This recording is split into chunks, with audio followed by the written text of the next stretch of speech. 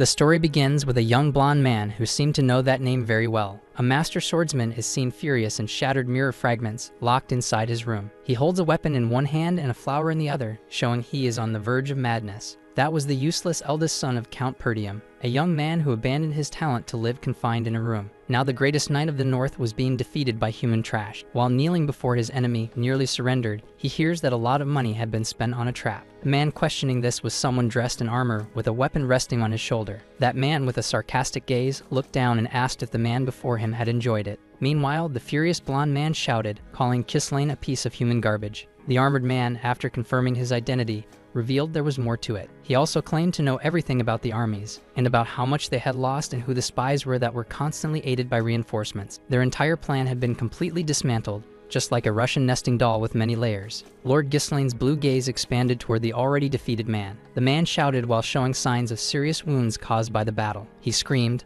unable to believe he had been just an ace up the enemy's sleeve, refusing to accept his defeat. And to silence the enemy, Lord Gislain pressed his foot on the man's face, intending to silence him forever. From above, he looked down after kicking him away with force. After everything, he threw his own mask on the ground, saying they could try to invade his lands as many times as they'd wanted. Then he declared there was a reason. He knew all the plans, and now the young Lord Gislain was revealed. All of this had happened 1 year ago in the kingdom of Lutania, near the Perdium estate. With that, the protagonist woke up trembling in a bed, looking at his hands, confused about what was happening. He reached for his neck and realized it was still intact, confirming he was alive, even though he knew it was impossible, as just moments ago he had been in a fierce battle. In a battlefield where many swords were seen on the ground, he fought against someone as strong as him. Even so, his face bore old scars and fresh wounds. He had been brutally beaten by his rival, and his body already showed it had reached its limit. After 2 heavy strikes, he crouched down while the red-haired man asked if he wasn't the king of mercenaries, one of the 7 strongest on the continent. That red-haired man, who asked if the war was over,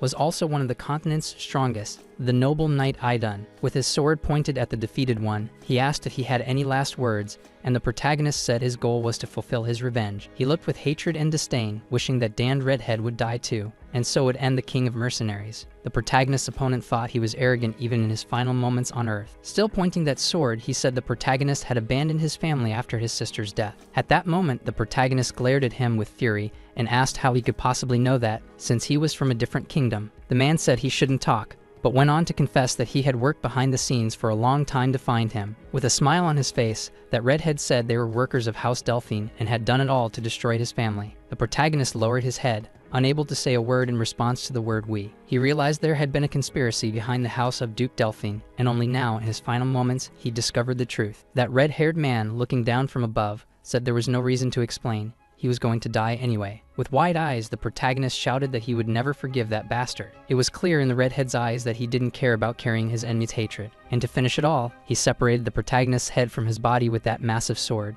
Now the protagonist looked at his reflection in a barrel of water and realized he was still whole. He touched his face and thought it had all been a hallucination, but noticed he looked younger than usual. Now looking around, he wondered if he had been taken hostage or used as a lab rat. But those thoughts vanished when someone called out to him, shouting, "Young master." Ricardo, a Perdium soldier, entered the tent to check if the young master was already awake. He is caught off guard by a sword that suddenly appears, held by someone standing behind him. Acting like a madman, the protagonist claimed he would let the man live without answering his questions, but he also said it wasn't guaranteed he might change his mind. The soldier couldn't understand what the young master was doing at that moment. Then Ricardo asked if he didn't think he was overstepping, that he could have simply said he didn't want to follow him. The blonde youth holding the sword observed that the man's reaction was strange, so he wanted to know more. Regardless, Ricardo quickly walked away, and while he had the chance, asked if he would keep throwing tantrums. Grabbing him by the neck, Ricardo asked if he had forgotten everything he did after taking his little nap. The protagonist found it strange to hear that he had thrown a tantrum and also refused to lead a group in the orc attack. He got upset and said he never threw tantrums.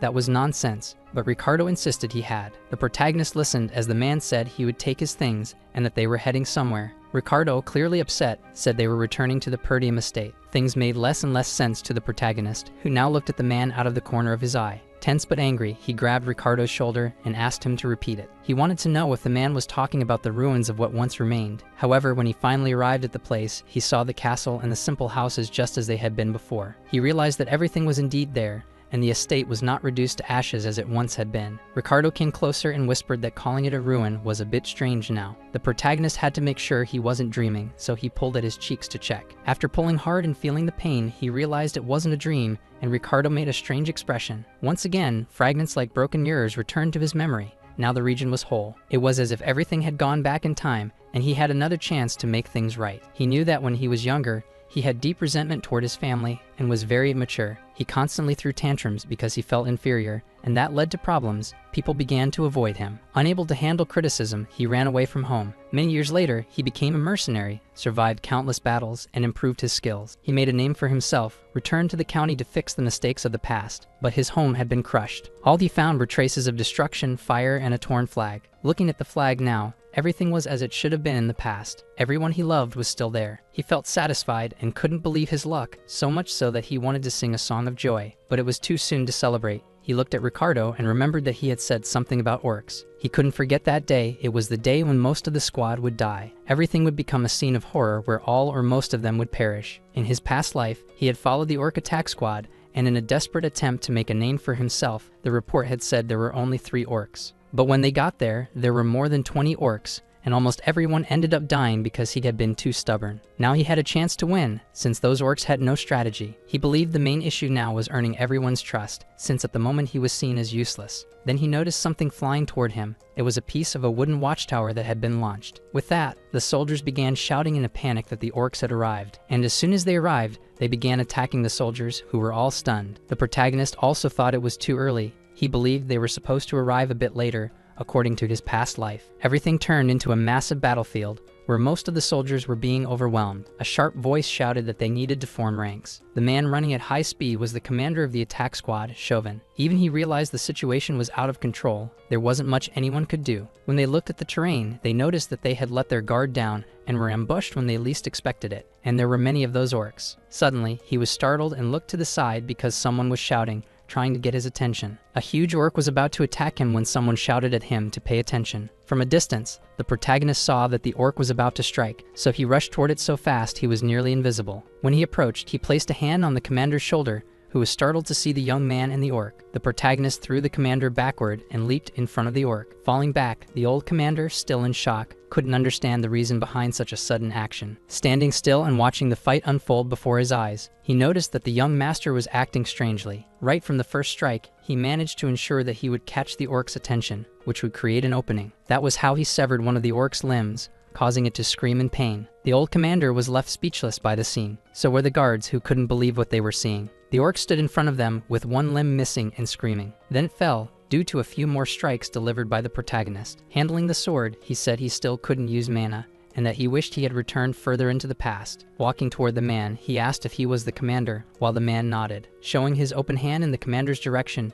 he demanded that he hand something over. The man, looking at the young man, didn't understand what he wanted, finding his behavior strange. Without hesitation, the young lord declared he wanted the commander's right. That commander observed the protagonist carefully and even broke into a sweat as he realized the young man's sheer naivety. He clearly knew the young man was inexperienced, but risking everyone's life was unacceptable. So he simply stood up, calmly saying he couldn't allow that act to take place. Curious and slightly annoyed, he remarked that life shouldn't be treated like a game. Meanwhile, the protagonist just watched the commander walk away, finding his attitude extremely irritating and uncomfortable. At that exact moment, another orc appeared, ready to ruthlessly crush the experienced old commander. The commander's first reaction was to order the young man to retreat immediately, as he would handle everything. However, the young man raised his sword, stating that he hadn't received any acceptable alternative. Then he hurled his sword in a straight line, forcing the commander to dodge to avoid being struck. Overcome with intense rage, the commander grabbed the young man by the collar, demanding an explanation for such behavior. While yelling furiously, furrowing his brows, he suddenly realized that something strange and unexpected had just happened. He quickly turned his gaze to the side where the orc stood and was completely stunned. He could clearly see the precision of the sword embedded in the center of the skull. The scene showed without a doubt that the young man possessed vast skill in swordsmanship. Within seconds, the massive orc collapsed to the ground, leaving the commander utterly surprised. He wondered to himself how that foolish young noble, the count's son, had accomplished something so absurd. Immediately, The protagonist asked the commander if he knew what was most important in a battle. Meanwhile, elsewhere, soldiers were trembling with fear, surrounded and completely defenseless before the cruel massacre. On the other side, the orcs displayed total superiority, mercilessly humiliating each of the desperate soldiers. The remaining fighters were mentally broken, with no physical, moral, or strategic support left on the battlefield. Meanwhile, the blonde-haired, blue-eyed young man spoke about the motivation and determination that were necessary. He then resolved to act, pulling his sword from the skull of the defeated orc. He rushed onto the battlefield, displaying absolutely impressive skill and agility in that brutal setting. He positioned himself courageously between the orcs and the soldiers, demonstrating his full leadership capability. His stance not only surprised the watching soldiers but also left the commander completely stunned. Without hesitation, he pulled the sword from a nearby orc and invited the others to join the fight. With a sharp and cutting voice, he declared that he would eliminate them all as he had done with that one. Sensing his overwhelming aura, the remaining orcs began shouting furiously, trying to intimidate him by any means. They all sought to attack the young blonde man together, desperately hoping to stop his offensive. Yet the protagonist continued to surprise the commander, who was completely speechless at witnessing such extraordinary feats. The commander watched in disbelief as the slender young man performed maneuvers that even mana users couldn't replicate. However, even from a distance, he could clearly tell that the boy with the sword was extremely exhausted. Still, he admired how the young man used minimal movements to dodge the attacks he received. He also noticed that his fencing technique, focused on weak points, was precise. That slim and agile young master behaved exactly like a swordsman, even though he wasn't using mana. With wide eyes and filled with awe, the commander wondered if humans could achieve something even greater. Meanwhile, the protagonist shouted provocations at the enemies, asking if that was all they had. Easily dodging every strike, he mocked them, saying they didn't live up to the reputation of a warrior race. With that, all the soldiers realized that the young master was drawing all the orcs toward himself. The other soldiers shouted in desperation, begging the commander to take action and give orders for the situation. However, the commander was completely stunned, unable to understand what exactly that young master was doing. Then the protagonist sprinted toward a group of orcs, drawing all their attention. He had no intention of running away, as that direction led to the castle and the cliff. In that moment, the commander finally realized the brilliance of the plan, to lure the orcs to the edge of the cliff. He immediately turned pale, mouth and eyes wide open, unable to believe the young man would attempt something so extreme. He urgently ordered the troops to raise a shield wall as quickly as possible. He also announced that they would immediately follow the firstborn son, making it clear he was referring to the protagonist. Meanwhile, the young man kept running, followed by a group of heavily armed and dangerous orcs. Running with determination, he remained confident that the commander had understood his plan. At the same time, he tried to keep all the orcs close to the edge of the treacherous cliff. He recognized that his stamina was nearly depleted, so he needed to win using strategy alone. As more orcs arrived and tried to group up, their communication became increasingly chaotic, until one of the orcs noticed something strange happening right behind them. When they looked back, they saw the commander and several soldiers positioned with spears and shields. The protagonist also saw exactly what was going on, and a smile quickly appeared on his face. With that, the protagonist leaped backward, leaving the orcs to face the soldiers and the commander. As he fell from the cliff, he thought that from now on, it was up to the commander to handle everything. The commander, on the other hand, shouted desperately for the troops to execute the standard procedure previously established. The troops then easily surrounded the orcs, taking advantage of how close they were to the cliff's edge. The commander was the first to push with his shield and pierce with his spear. Soon all the soldiers followed his lead, pushing the orcs directly toward the cliff without hesitation. One by one, the orcs began to fall like ripe fruit dropping from an old tree. Although completely exhausted, the soldiers celebrated their victory for having eliminated all the enemy orcs. The commander then ran to the edge of the cliff, frantically shouting for the fallen young master. That was when he spotted the young man clinging to the hilt of a sword stuck near the cliffside. The look in the young man's eyes conveyed an overwhelming confidence, comparable to someone with incredible skill. From above, the commander saw that gaze carried a very specific and profound meaning. So a faint and hesitant smile appeared spontaneously on the hardened face of the old commander. He immediately began to stretch out his body, offering his arm and hand to help him up quickly. But it was almost too late. The young man's weak hands were slipping from the sword hilt. In a tragic instant, he fell, something neither the commander nor the protagonist wanted to witness. Watching the young master slowly fall,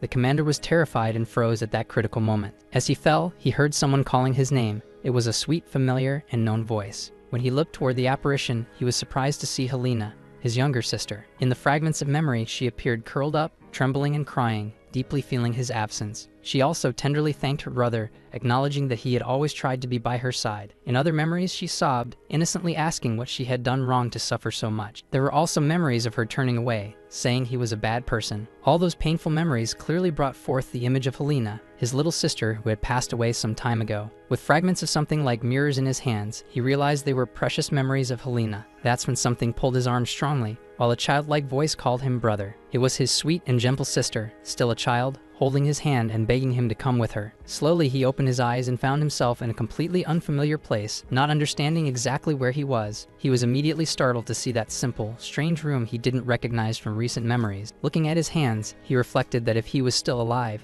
he must have miraculously survived. For a brief moment, he thought maybe it had all been a dream or just a delusion. However, the intense pain spread throughout his entire body proved that it had all been real. Holding his abdomen, he felt that every muscle and bone in his body was aching to their absolute limit. Then someone opened the door, surprised to see him awake, despite clearly being in pain. The girl with white, slightly pinkish hair smiled, amused that the master was already awake. Looking more closely at the female figure, he immediately recognized from her appearance that it was Belinda. He thought he should tell her everything right away, as the truth could no longer be hidden. He then revealed that he had died a few times, and somehow had now returned to life. The girl was surprised and laughing a lot, seemed to find that revelation completely absurd and extremely amusing. While fixing the bedsheet, she commented that he really seemed to have been through a lot. Right after, she became extremely angry, giving him a harsh scolding because she thought he was lying. She also said he couldn't take such risks, because what if he couldn't make it? She was clearly referring to the festival, reminding him that, being so injured, he might end up missing the event. It was at that exact moment that he remembered the festival, realizing the date was approaching. With her arms crossed, she noticed that he had forgotten, then reminded him that Alina was eagerly waiting.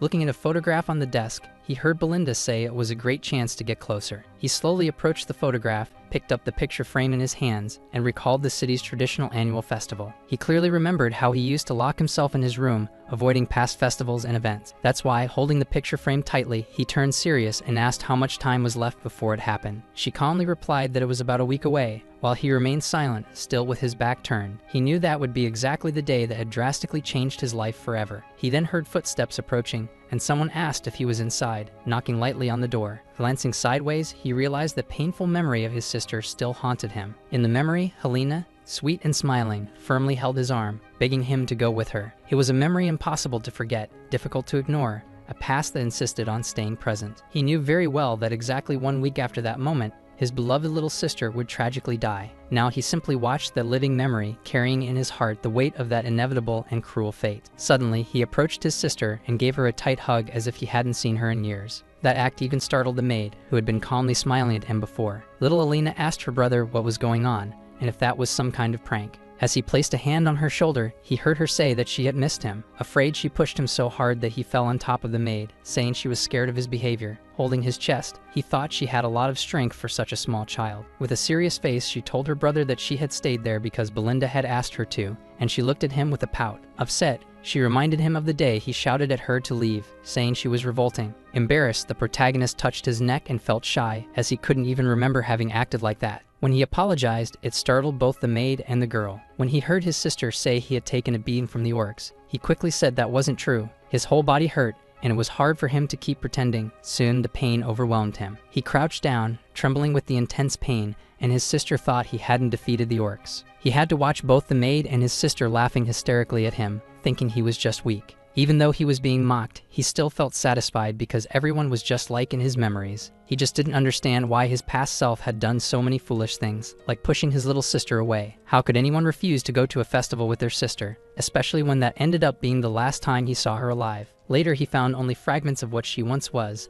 along with her bodyguards who hadn't been able to protect her. That memory brought him a heavy conscience, and he believed he should have stayed by her side the entire time. Then someone knocked on the door asking if they could come in. And since no one was expecting it, everyone turned to the door. Some soldiers entered. They were Miss Alina's bodyguards. Then the little one asked the two of them if something had happened, since she had told them to wait outside. The protagonist heard the bodyguards asking if she could supervise their work, and he found it strange. So he asked Belinda why his sister of all people had to do that, and she explained that there were too few servants. He couldn't just watch little Alina leave with her two bodyguards, not when his past self hadn't known she was working. In fact, he didn't want her to go alone, and asked to be allowed to join her and help out. It all sounded strange, and she turned back and just stared at his face with a look of suspicion. Belinda also found it strange that he was volunteering to do something, and his sister thought the blow to the head might have been more serious. Even so, preparations for the festival had to proceed as usual. When all the servants saw that the young master was approaching, they began talking among themselves. She quickly jumped on her brother,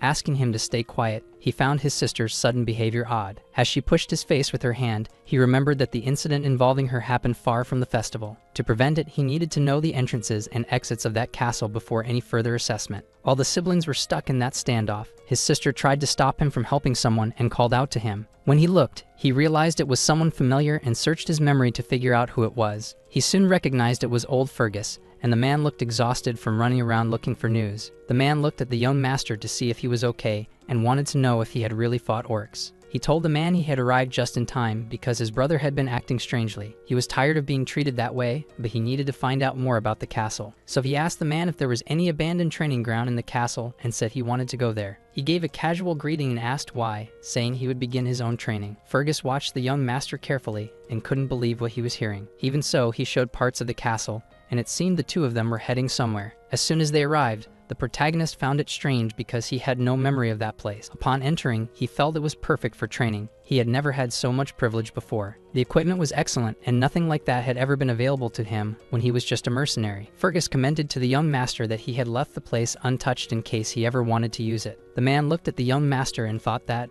no matter what was happening, he would overcome it. A memory came to him, and he knew that in the past, that person had also trusted him. Now he finally understood what had happened, and placing his hand on the man's shoulder, he told him he should live a long life. The young man knew that this man was very intelligent and remembered him from his previous experience. He also recalled that the man hadn't believed in him in the past, but now he was saying goodbye, promising to stay by his side forever. Looking at that man, he didn't know why he had treated everyone like enemies in the past. Now calmer, he remembered the servant girl, his sister, and Fergus, and knew that they were all his friends. He knew he had 1 week to change the future and protect his sister's life. He remembered that, at the time, it had been revealed that one of the lords from a neighboring land was partly responsible for his sister's death, and it was because of that the city was ravaged by war and eventually fell into ruin. Knowing that, the protagonist was certain that his sister's death had been the beginning of his family's downfall. Now he had the chance to fix everything, protect his sister, and prevent another war. But first he needed to improve his physical condition, and it saddened him that he didn't have much time. His first step was to control mana, so he began breathing properly. Sitting in the middle of that place, he believed that mana was a supernatural power that allowed humans to surpass their limits. He remembered meditating many times, even on battlefields and amid chaos. Now he had to concentrate, so he brought both hands together and began channeling mana. Someone like him, who had lived through thousands of battles, would have no trouble creating a mana core. His face was marked by many past attempts, and he appeared to be straining hard to manifest mana. He remembered learning everything from a burned magic book he had found years ago. He knew that the mana core was something natural to humans, and he had already managed to create 2. He believed he could create a second, and maybe even a third core, forming connections between them. And when he managed to do that, his expression changed completely. He seemed to be channeling an overwhelming force. He strained so hard to maintain the 3 cores that he ended up with a nosebleed. Because of that, he bent down slightly, falling out of the ideal posture, having reached his limit with 3 cores. It was a shame because, in the past, he had managed to reach 5 cores, which gave him explosive power. He remembered the battlefield and knew he had lost because he failed to expand the cores. Wiping his nose, he thought that he needed to refine that technique even without much time. He wasn't willing to let everything happen again as it did in the past life. He wouldn't let that bastard behind House Delphine, nor the accomplices who destroyed his country, get away with it. With that, the week flew by and the day of the festival had arrived. He was already getting ready with his belt and a few items he might need if he had to fight. He didn't even leave his sword behind because he didn't plan on being caught off guard. His sister noticed he looked surprised, and his eyes widened when he saw her there. She crossed her arms and murmured that she thought he wouldn't even go, and that he'd gone a bit crazy after that hammer blow to the head. Looking at him, she said he seemed different, and that she'd heard he'd been training alone. Somewhat embarrassed, he scratched his neck and said there was nothing strange about that, given how close he was to the line of succession. The protagonist was caught off guard when his sister reminded him that he always used to say their father was annoying. Still, she was smiling and seemed happy with how things were going. Sighing, she said it felt like her old brother had come back. Those words made the protagonist simply stare at the girl without saying anything. Even he felt that, in just 1 week,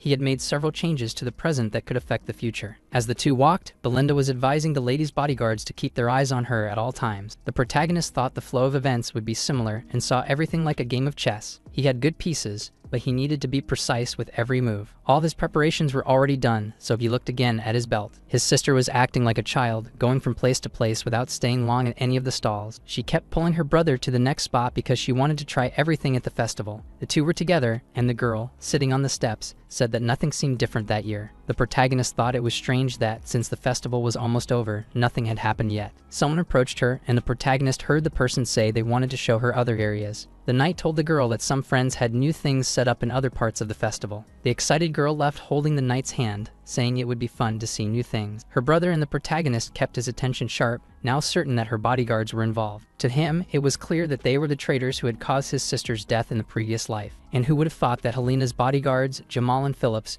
were the real traitors? The protagonist, watching closely, already knew that the story about them dying while protecting her was a lie. He stared at them with conviction, sure they were traitors to the kingdom, and that they couldn't be trusted. For that reason, he would never allow those two to be alone with Helena under any circumstances. When they arrived at a certain location, one of the bodyguards extended his arm and informed them they had arrived. He pointed to a completely deserted area. No stalls, no people, not even traces of the big festival. The girl looked extremely disappointed, gazing in all directions but seeing absolutely nothing different. She suspiciously questioned why that place looked so abandoned, filthy, empty, and without any sign of activity. With a forced smile, the bodyguard replied that some very interesting things would be arriving there soon. The protagonist stayed extremely alert, watching carefully as he had already perfectly understood their suspicious behavior. Even though that terrain seemed deserted at first glance, his mercenary experience revealed something entirely different. He knew that place hid obstacles and that all possible escape routes were blocked. Suddenly, his sister yanked his arm abruptly, giving him a massive and unexpected scare. Meanwhile, the bodyguard tried to convince the girl to stay, but she firmly refused. During that sudden tug,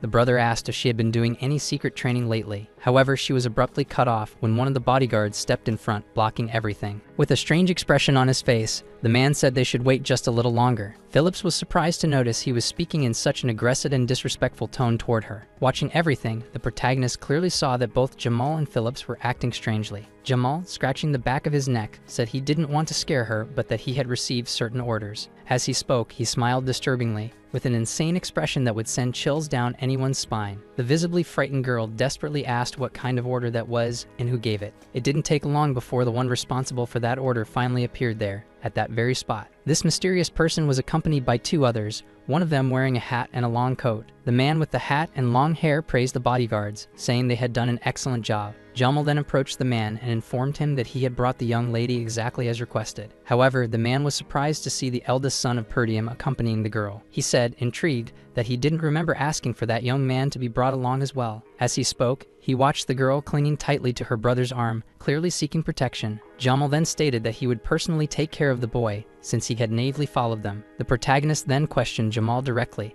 asking if he really believed he would get away after betraying them. Jamal replied coldly, saying the boy should be much more worried about saving his own life. Meanwhile, a quick glimpse of the kingdom showed exhausted guards and other subordinates wanting to abandon that place. In his own thoughts, Jamal was sure there were hundreds of others willing to desert. Without wasting time, the protagonist threw Jamal to the ground with a precise strike before he could react. The traitor never expected to be attacked so suddenly, and was completely taken by surprise and quickly subdued. His sister and the other bodyguard, Phillips, were stunned by the action taken by the young man. Even that long-haired man in the hat realized the boy wasn't ordinary. After the strike, the protagonist declared that they would never have sold anyone, saying so with his back turned. He then turned around to face Phillips, revealing his fury and making it clear he would not hesitate again. Realizing the situation, Phillips reacted quickly, holding the girl tightly and trying to use her as a shield. However, the protagonist was a trained mercenary and immediately drew his sword and threw it. Phillips would never have believed he'd be hit in the forehead by a sword thrown from a distance. The young man then ran to his sister, using mana to carefully remove the blade embedded in the traitor. Meanwhile, the two men accompanying the man in the hat watched, finding the boy impressive. The man with the hat and glasses judged, based on appearances, that he was right. This was the young master. Analyzing the entire scene closely, he realized the boy was demonstrating surprising abilities using advanced mana techniques. Helena, completely terrified, clung to her brother and desperately asked what was happening there. He then struck her neck lightly, just enough to make her faint and not witness what would come next. With great care, he took his sister in his arms and laid her on the ground, shielding her from what was about to happen. The man in the hat, watching all this, thanked the boy for doing the job in their place. Approaching slowly, the man commented that the boy was quite different from what everyone had said. While calmly smoking his pipe, he asked if the boy had been hiding his true abilities all this time. The protagonist, gripping his sword firmly, asked directly what that man's interest was in his abilities. Handling the blade with precision, he reflected that he was facing 3 opponents and had to think fast. The 2 accompanying that man were not ordinary, they exuded an absurd amount of mana. The protagonist, already preparing his abilities, thought he needed to end this as quickly as possible. However, before beginning, he wanted to ask who exactly had ordered them to commit such an atrocity there. But upon hearing that, the man replied coldly that he refused to say anything. He made it clear that he had no intention of talking, as his plan was simply to eliminate the boy immediately. The protagonist wasn't shaken, but released a massive amount of mana, demanding answers mercilessly. One of the men asked the leader if he should kill him, but the leader said no. That man's true intention was to capture the boy alive, making him suffer greatly so he could grow stronger. Right after that, the 2 charged straight at him, clearly intending to kidnap him. The protagonist, however, had already foreseen this attack and had a clear, well-prepared plan. Without hesitation, he quickly pulled something from his belt, which had been strategically prepared for that moment. He threw the object at the 2 enemies, aiming precisely while staying completely alert. Seeing it, the man assumed it was just a firework meant to distract them. However, the object violently hit one of them in the face, shattering and releasing a thick smoke. When that man opened his eyes, he realized, too late, that the protagonist had already struck his forehead. The second tried to react to protect his comrade, but he too was caught, as the boy was alert. The attack was swift and precise, and the protagonist easily blocked the blow coming from behind. He watched every movement of that opponent closely, so he was able to react at the exact moment without exposing himself. He grabbed the man's arm, trapping his sword with his own blade, completely overpowering that desperate attempt. Thus, in a matter of seconds, the man was left without his sword, completely defenseless and about to fall. Showing no mercy, the protagonist swiftly ended the fight, relieving the opponent's suffering with a single blow. However, he quickly realized a greater danger was approaching. Someone was about to strike him brutally from behind. The attack came with full force, but it only hit the sword the protagonist held behind his back. That man was surprised, as he hadn't imagined the boy could block it even in such a disadvantageous position. He then realized that the protagonist's movement had been perfect, a stealthy block executed masterfully. Without wasting time, he advanced towards the boy, believing he could do what the others hadn't. With his 2 swords drawn, the protagonist managed to snatch the pipe from the man's mouth. In the following moments, the man tried to land a fatal blow, but the boy crouched, quickly dodging. Defending himself with mastery, the protagonist used his 2 swords to block fierce and incredibly fast attacks. Even so, he suffered a light cut on the neck, realizing that with little mana left, he would be dead in that instant. Still defending himself, he reflected on how this man had so much resistance, even after taking so many direct counterattacks. The enemy, staring at him, said he had no idea how the boy mastered such a strange fencing style. Smiling sinisterly, the man then declared, with conviction, that the boy wouldn't survive until dawn. And with that, the man advanced towards the protagonist, claiming that he would never lose. With an uncontrolled laugh, he made it clear that he would eliminate the boy that very day. The protagonist, however, also wore a smile on his face, showing that he was thoroughly enjoying himself. This made the man extremely nervous, as he clearly noticed the mocking smile on that confident face. Soon after, the protagonist made an unbelievably fast move, blending defense and attack in an impressive way. The movement was so fast that the man didn't even notice the steps performed flawlessly. Therefore, he quickly retreated, maintaining his distance while trying to think of his next move. Adjusting his hat and with broken glasses, he said that filthy mana didn't work. However, his conviction changed when he started coughing uncontrollably, realizing too late that he was seriously injured. The wound was so intense that his body began to weaken, bending over as he coughed incessantly. Looking at his trembling hand, he simply couldn't believe what he was witnessing. As the man writhed in pain on the ground, the protagonist walked calmly toward him. During the walk, he exuded a dense aura and a murderous intent impossible to ignore. Now that he knew who was behind it, he swore to make the man pay in full. With a chilling gaze, he coldly ordered the man to prepare himself, as he would release his 3rd core. No matter how hard he tried to understand, the man couldn't believe that such a young boy could enhance his mana so much. With his 2 swords drawn, the protagonist advanced quickly, aiming directly for the head of the terrified enemy. The man's mocking smile disappeared completely, leaving only pure fear on his face. Even being skilled, the man could barely block the onslaught of attacks coming without any pause. The protagonist put the force of someone fighting as if it were his last day into every strike. The opponent was completely at a disadvantage, for the boy fought with a desire for revenge in his heart. The man, surprised, realized his hands began to tingle just from blocking the relentless attacks. He understood then that no matter how much mana he had, every human being had a well-defined limit. In fact, his own sword was beginning to show cracks, something he never imagined witnessing in his life. He had never heard of someone who could expand and control mana in such a way. Looking at the protagonist, he concluded that the boy had completely transformed into someone utterly different. In the next move, the the protagonist finally managed to completely break the enemy's sword blade. He then realized it wasn't just the blade, he had also struck the man directly. The protagonist's gaze, filled with hatred, made it clear that he wouldn't stop after just one blow. Therefore, he delivered a few more cuts, determined to ensure that the man wouldn't survive in any way. Overcome by unbearable pain, the man opened his mouth, screaming and coughing desperately. The protagonist then struck his neck with his hand, determined to silence the man forever. Violently pushing the man against a wall, he declared that they would end that unfinished conversation right there. With brutal strength, he pressed the man against the wall, demanding to know who had sent him to do this. The man, named Sargasso, didn't plan on dying easily, so he drew a small blade hidden in his sleeve. He believed that even in this situation, he could finish the job by quickly throwing the dagger at the child. However, when he tried to throw it, he was surprised to find himself completely bound by dense threads of mana. The protagonist tightened his grip even further, simultaneously preventing any desperate attempts. He coldly ordered him not to try any more foolishness and to answer all his questions immediately. The man, perplexed, simply couldn't believe that children like this, mastering so much mana, could really exist in this world. He then remembered that at the beginning of the fight, the boy's energy had seemed practically insignificant and irrelevant. While thinking, he felt the protagonist tightening the sword embedded in his stomach more and more. Without getting any answers, the boy warned that if he insisted, he would destroy his mana core directly. It was at that moment that the man realized that boy was definitely not someone he could bargain with. The protagonist began to gather mana in a completely different way, which left the man terrified. Desperate, he screamed as he felt his own mana core begin to crack rapidly. It was as if a glass sphere was shattering, letting all of its contents leak out. Frightened, the man shouted that the boy was completely insane, as that could cause a massive explosion. The young man, staring into his eyes, replied that dying was for the weak, and he knew exactly what he was doing. The man, experienced enough, immediately understood that the boy wasn't bluffing in a single word he had said. When he looked into the young master's eyes, he felt for the first time the true taste of fear. In desperation, he screamed that it had all been ordered directly by that damn Count Desmond. Trembling, he confirmed that it was indeed the Count who had hired him to provoke a war in that territory. The protagonist looked at the man, concluding that everything that had happened was that Dan Count's fault. He remembered that, in his past life, situations like this only happened to those who challenged the Duchess's house. Tightening his grip around the man's neck, he declared that it now made sense they had tried to kill his sister. Naturally, as expected,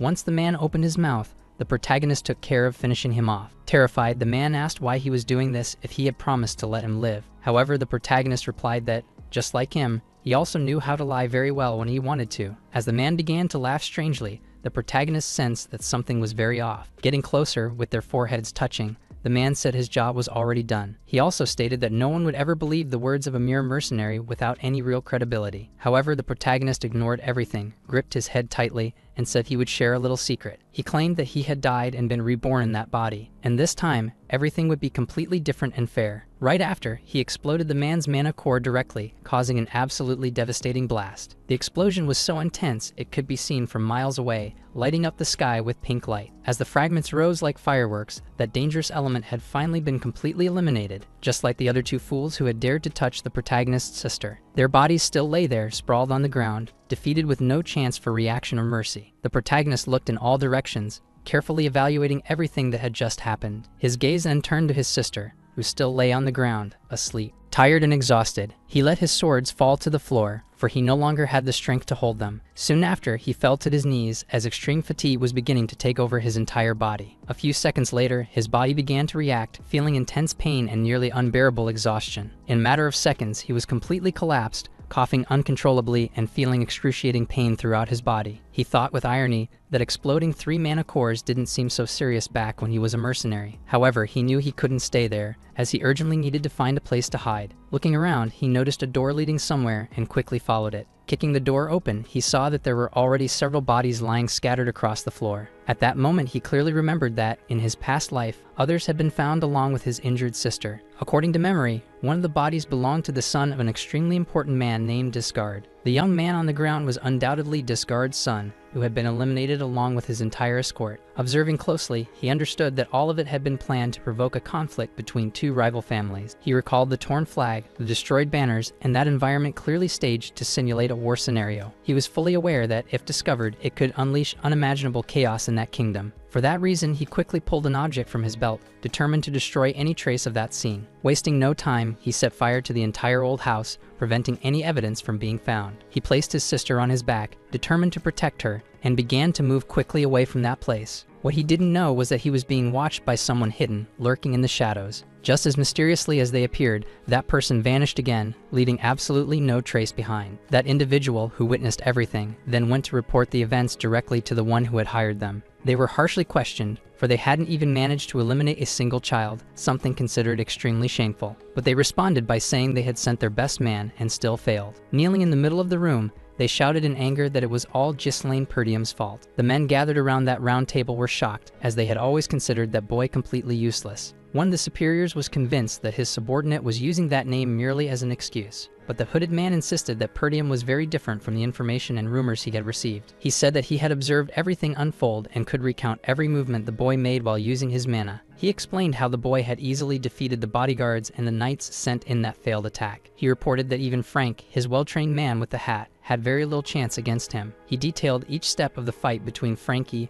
and that young prodigy from the Perdium lineage. Finally, he told how the man exploded along with his mana, destroying the entire old house. He claimed that the boy seemed like a completely different person, clearly very well trained. Despite everything, he assured that he had conducted the events as agreed, and the territorial war didn't matter. He asked for another chance, and unanimously, everyone wanted him to eliminate Perdium immediately. However, a man who had been silent until then spoke up, complaining that the place was too noisy. This man questioned what kind of chance the hooded figure was seeking with such conviction. The hooded man, furious, answered while looking at everyone at the table, promising to eliminate that annoying boy once and for all. They asked how he planned to do that, and he answered that it would be through a duel. He said he already had someone in mind to resolve it quickly and efficiently. The table found the proposal interesting, so one of them asked who exactly this challenger would be. The hooded man replied that his name was Cain Loges, known for his strength-based fencing. He commented that, despite being young, Cain was extremely respected for his muscular body and colossal strength. He further revealed that the muscular man and the troublesome young boy were cousins, making a possible encounter easier. After this revelation, the members of the table fell silent, reflecting on the unexpected proposal. One of them warned that if he failed again,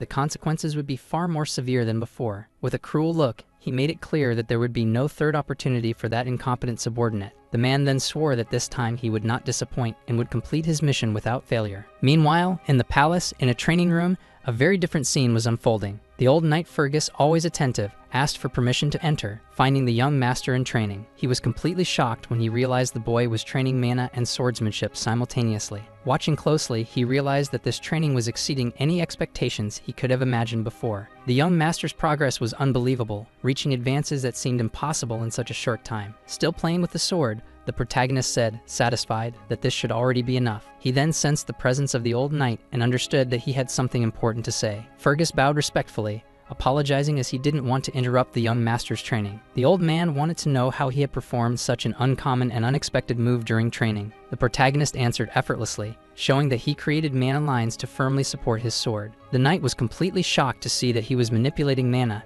as if it were an accessory. The young man then remembered Frank and realized that he had always done this during his past life. Now he only used a single thread of mana, conserving energy and making the technique much more efficient. Fergus commented that even after training mana for years, he had never seen anything so complex and advanced. Thinking to himself, the old man reflected that the boy hadn't even known how to use mana until recently. The protagonist then asked why Fergus had come at this specific time. The old knight replied that he had come to thank him for protecting the young lady recently. Surprised, the protagonist didn't understand the reason for the thanks, as he considered it simply his natural obligation. A few days passed, and the festival was eventually paused, something inevitable after the recent events. It was natural after all. A knight had tried to kidnap the young lady, which caused a huge uproar. The young lady was now sad, as no one believed it was her brother who had truly saved her. Sitting at the table, she looked directly at her brother, clearly waiting for him to finally say something. Meanwhile, Belinda was furious just remembering that Jamolin Phillips had tried to commit such an atrocity. Despite this, the protagonist looked at the girl, feeling relieved because his sister had managed to survive unharmed. Looking out the window, he thought that he had managed to prevent a war, but he knew they wouldn't give up easily. He realized he couldn't stop them alone forever, so he urgently needed to build his own military strength. While reflecting, a maid entered the room, bringing dinner and momentarily interrupting his thoughts. As she served the dish, the young man reflected that he might need to urgently get involved in politics. Looking at his plate, he was surprised to see a very small portion, which caused immediate astonishment. He asked Belinda why they were starting with dessert, and she replied with a slight smile. She said that he should already know, being well aware of the current financial situation of their completely broken family. While still complaining, they heard a shrill voice echoing from the window, drawing everyone's attention in the room. Outside, a large fat man was shouting, demanding immediate compensation for the unexpected cancellation of the festival. This man was accompanied by several angry peasants, all demanding to be compensated for their suddenly lost profits. They insisted that the lords of that house appear immediately to resolve the issue urgently. Amid the commotion, the protagonist approached the window to get a better look at what was happening. Belinda, seeing him approach, said she already knew this would inevitably happen today. She explained that they were merchants who lived off the festival's profits and had hoped to repeat their previous earnings. The sudden cancellation of the festival after only one day had made everyone truly furious. The protagonist had no idea that the county's economic situation was so critical. He realized that if they didn't act quickly, the peasants would grow increasingly agitated and potentially violent. Through the window, he asked old Fergus where the soldiers were who should be calming the angry crowd. Laughing, Fergus informed him that there were absolutely no guards present on that particular day. Most of the soldiers had been deployed to posts in the monster forest, carrying out reconstruction work. Looking at the map, he recalled that Perdium was constantly at war with the wild northern barbarians. In addition, they also faced monsters that frequently emerged from the forest, attacking anyone they encountered. And to make matters worse, they had no money, no soldiers, and no resources to deal with such problems. He pulled Belinda aside, saying they needed to seriously talk about the financial situation of that territory. When he asked if she was the one managing the money, Belinda just widened her eyes in desperation. Upon hearing that he wanted to use money to calm the merchants, she replied that there was nothing. This completely surprised the young man, who questioned why they had absolutely no available resources. Belinda explained that the Count, her father, had recently cut off the children's allowances entirely. Faced with that, the protagonist realized he was now young, broke, and practically without any authority. He tried to ask if he could borrow something from her, but Belinda said she had nothing either. He sat on the window ledge, observing that desperate situation, completely lost, with no money, no soldiers, and no way out. Not even with all his knowledge of the future could he solve this without any resources at all. As he was thinking, hurried footsteps echoed toward the young master, someone coming to deliver news. One of the few remaining soldiers arrived running, immediately looking for the young master, who was still seated. It was Ricardo, one of the commanders, who arrived in a rush and visibly nervous, which left the young man quite intrigued. The protagonist wanted to know the reason for such urgency, and Ricardo replied that there was a problem. He informed him that young Master Kane urgently wanted to see him, without giving many details about the reason. Upon hearing that name, the protagonist didn't immediately associate it with anyone he knew. While they spoke, he noticed the commander's face was badly bruised, covered in deep welt. He seemed unable to defend himself as he kept taking punches from an absurdly muscular arm. The blows didn't stop, hitting his face and chest repeatedly, with no visible signs of fatigue. They were so intense that even the commander's strong armor was completely crushed within minutes. When Ricardo was thrown to the ground, the protagonist appeared at the doorway, witnessing that exact moment. He saw his commander on the floor, with one eye completely swollen and the other nearly blind. The commander's condition was terrible, practically unrecognizable, barely able to utter a word in that desperate moment. When he tried to call the protagonist's attention, he was met with a fierce glare full of indignation. The man responsible looked down from above, trying to intimidate the young man with his sheer size. That colossal figure was at least twice, perhaps more, the height of the protagonist. Still, the blonde youth merely looked up, unfazed by that towering wall. That burly man remained vivid in his memories, and he remembered him very well. He was the heir to the county of Logs, with whom they had an alliance, his only friend. He had also been his greatest enemy, and now they stared at each other in a silent duel. The man descended the stairs, approaching the fallen commander who still trembled uncontrollably. The young man asked Soldier Ricardo what had happened inside that dark, mysterious cave. The soldier, head lowered, said they responded to a reported disturbance in the cave. He reported that, upon arrival, they found the man surrounded by an escort and recognized him immediately. The man soon began questioning whether the rumors about Perdium were true, pressuring the commander. The commander tried to explain the details, but was grabbed by the neck and silenced by force. The man believed he was being deceived, so he tightened his grip as punishment. The soldier went on, saying that the rest he had witnessed with his own eyes. Meanwhile, the big guy ordered that, if the soldier spoke, he at least tell the truth. Observing the swollen and prostrated commander, he said he had only given him a few light taps. He asserted, from a superior position, that nothing would have happened if the commander hadn't lied so blatantly. The protagonist was clenching his fist, staring at the big guy with eyes full of old memories. Back then, he truly acted this way, treating everyone as inferior and demanding absolute obedience. The protagonist remembered the countless times he was dragged by the hair by that man. No one dared to oppose the selfish and dangerous actions of that man, feared by the entire court. His behavior revealed a deep inferiority complex that overflowed in impulsive and authoritarian actions. It was believed that this was why he was always criticized, but everyone turned a blind eye. Meanwhile, the big guy observed the protagonist's expression and raised one eyebrow in provocation. Before, he would have reacted thoughtlessly, but now he seemed to hold back, restraining himself by a thread. In the past, someone had appeared with a proposal to eliminate Ghislaine, and he listened without hesitation. A hooded man suggested that, if he completed the task, his family would be supported. The man thought it was easy to deal with that brat, but he knew the young man was also in hair. Then the hooded man advised him to provoke a dispute to create an opportunity for a duel. He made it clear that it would be a one-time chance, even for someone as lacking in subtlety as him. The man said he never thought of facing his cousin, but ended up accepting with a smile. He stated that they would go to the proper place to provoke a situation that would lead to a challenge. Looking at the hooded man, he found that obsession with eliminating his cousin because of change absurd. Even so, he decided to obey, thinking there would be no harm in acting according to the received proposal. He looked at the protagonist and asked what he was doing, but was completely ignored. The man then sat on a step and asked why he was standing still if he was there. Insisting on the provocation, his cousin mentioned the festival with a provoking smile and mocking tone. Widening his eyes, he asked if the protagonist didn't remember the promise made at that festival. The young blonde simply looked to the side with his hands in his pockets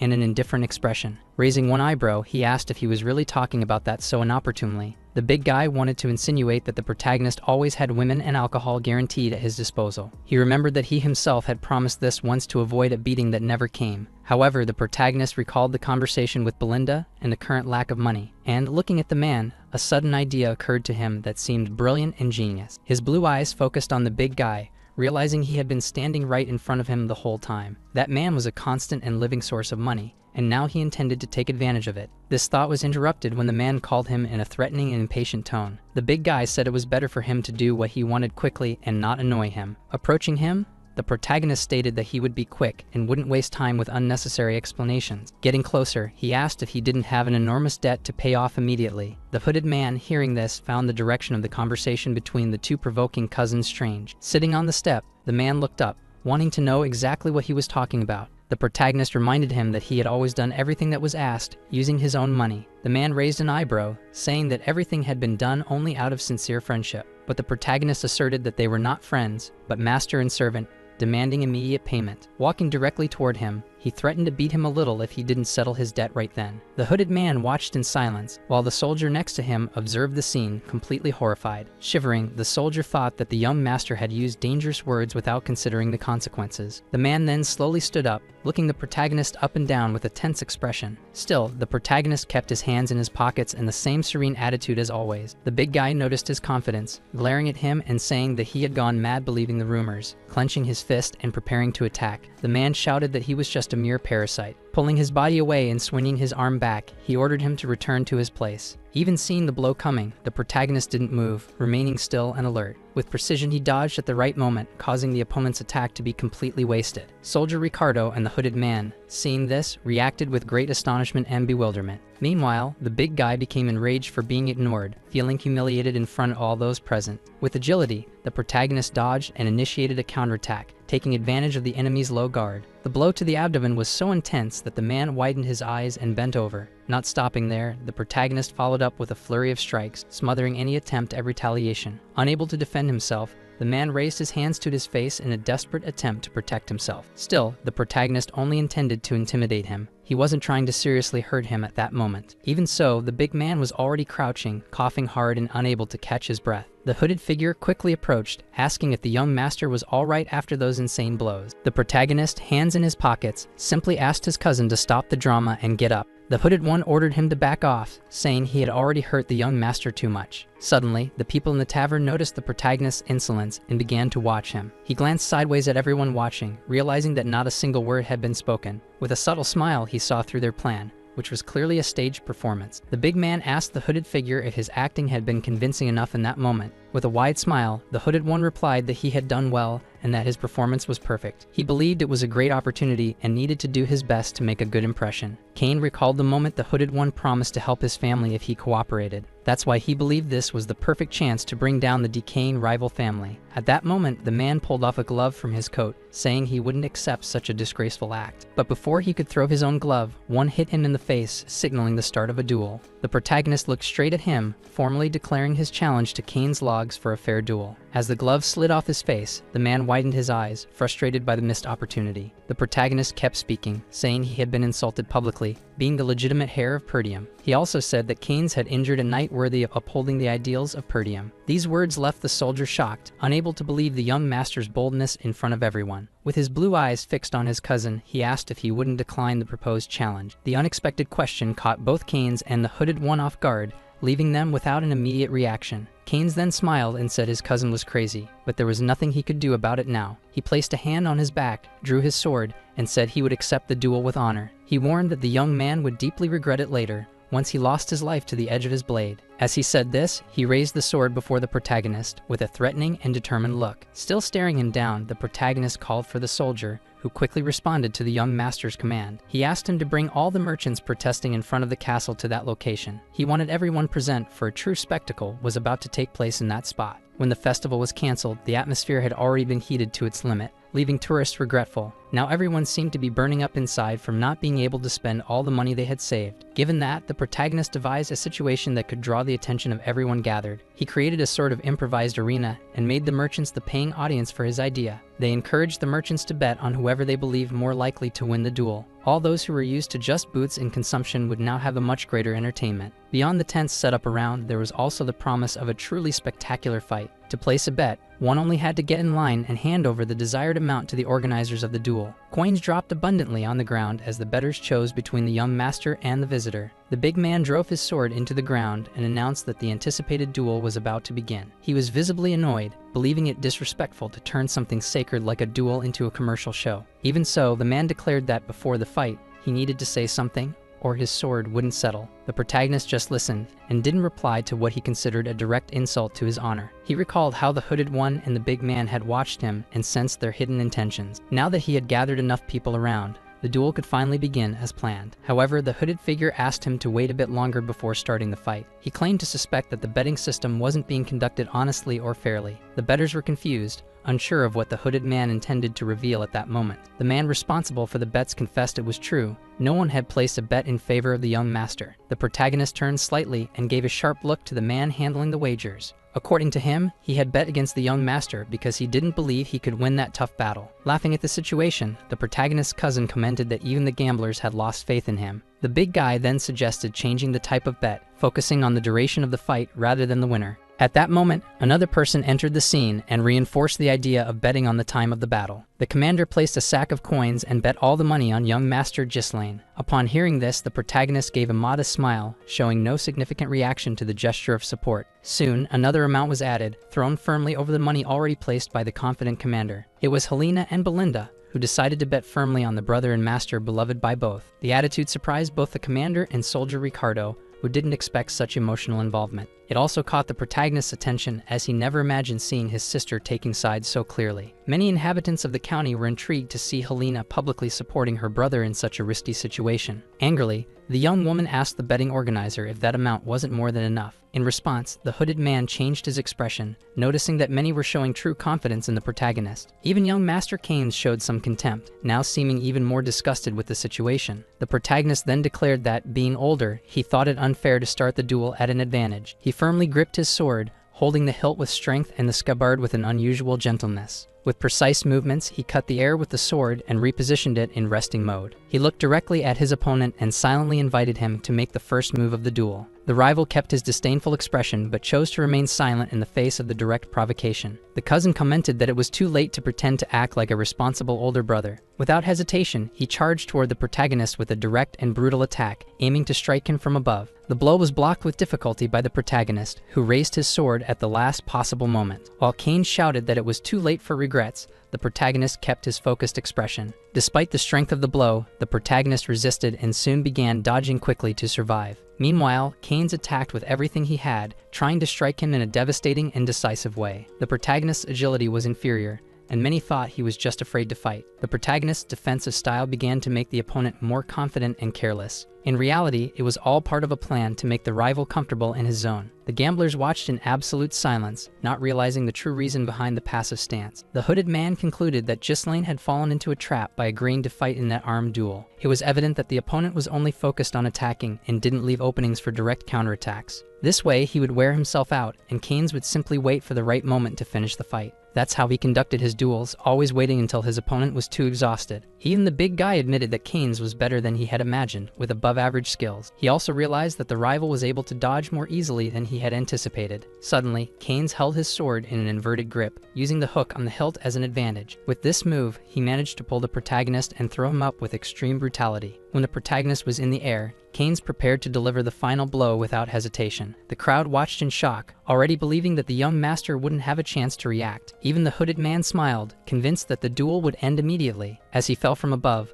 the protagonist heard shouts for him to be finished off mercilessly. But that was precisely the moment he had been waiting for to truly begin his combat. At first he had considered taking it easy, but he changed his mind after being thrown so violently. Filled with rage, he charged toward his opponent, declaring that he had crossed all the limits. In the blink of an eye, he was face to face with the enemy, surprising with his speed. Keynes hadn't expected such a sudden approach and immediately tried to strike the protagonist, determined. However, the protagonist dodged with agility, avoiding the counterattack with a movement almost impossible to follow. Everything happened so quickly that even the big guy couldn't react in time to stop the strike. The hooded man realized that the protagonist was using mana to stabilize his fall and regain control. Now Ghislaine was determined to eliminate the opponent with precision, without hesitating for a single moment. Already positioned behind the opponent, he stated that his fencing was ignorant and lacked technique. He wanted to open his cousin's eyes, and with sword raised, he prepared for the lesson. Keynes stared at him with hatred, questioning how his rival intended to reveal the truth in such a way. Ghislaine moved masterfully, with flawless footwork, striking his opponent where he least expected. When the big man tried to retaliate, the protagonist simply spun his body and assumed a superior position. He leaped above his opponent and prepared to deliver the final blow with full efficiency and precision. The surprising movement enraged Keynes, who shouted in frustration at not being able to hit him even once. Ghislaine was clearly more agile, and his blocking skills were more refined than ever. He even stepped on Keynes' sword to dodge another strike and retreat. With a determined look, he positioned himself correctly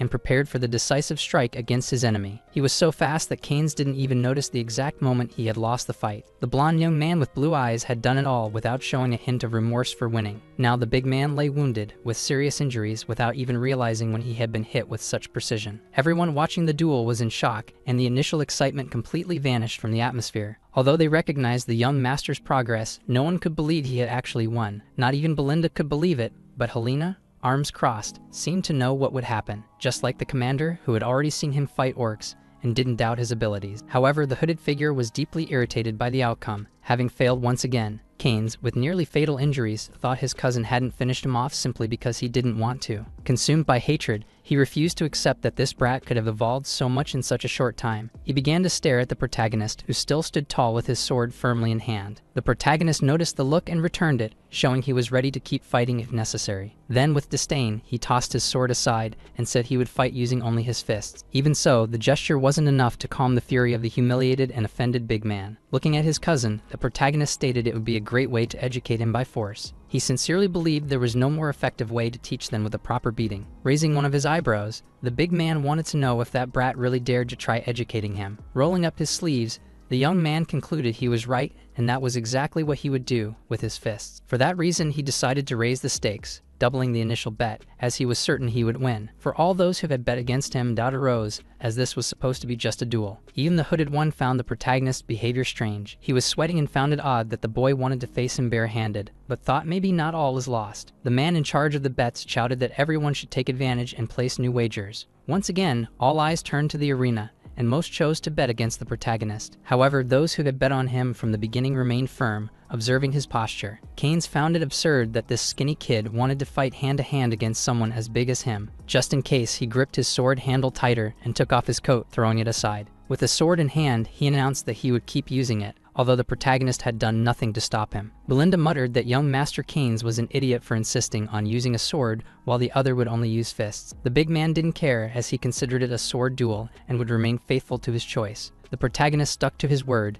stating he needed to teach him a lesson in a different way. With clenched fists and a boxing stance, the protagonist began to dodge, always searching for an opening. Meanwhile, the big man couldn't land a single hit, growing frustrated with his opponent's agility. The protagonist's footwork became faster and more consistent. This made Kane's enormous body seem slow and confused in the face of the attacks. As soon as the protagonist noticed an opening in the opponent's guard, he charged in swiftly to strike. He then launched a series of consecutive punches, determined to teach that arrogant man a serious lesson. Now Kane's was in serious trouble, taking one hit after another. At one point, a punch to the chin was so strong that it made him snap his head to the side. Without even realizing how, Kane's was already kneeling on one leg, stunned by the impact. Looking down, he realized he had failed both with his sword and with his own fist. What ran through his mind was how someone so weak could perform such precise movements. Meanwhile, everyone watching the duel noticed that young Master Ghislaine was on a far superior level. The protagonist looked at the fallen man and told him to get up, for the lesson of the day had barely begun. Now the opponent was filled with rage and determined to eliminate the one who had embarrassed him. With his sword in hand, he charged at the protagonist, who stood still with his fists clenched. Another footwork game began, with the protagonist easily dodging the attack. The big man couldn't understand what was happening as before. The blonde had barely had the courage to face him. Now, however, he seemed strong enough to intimidate him,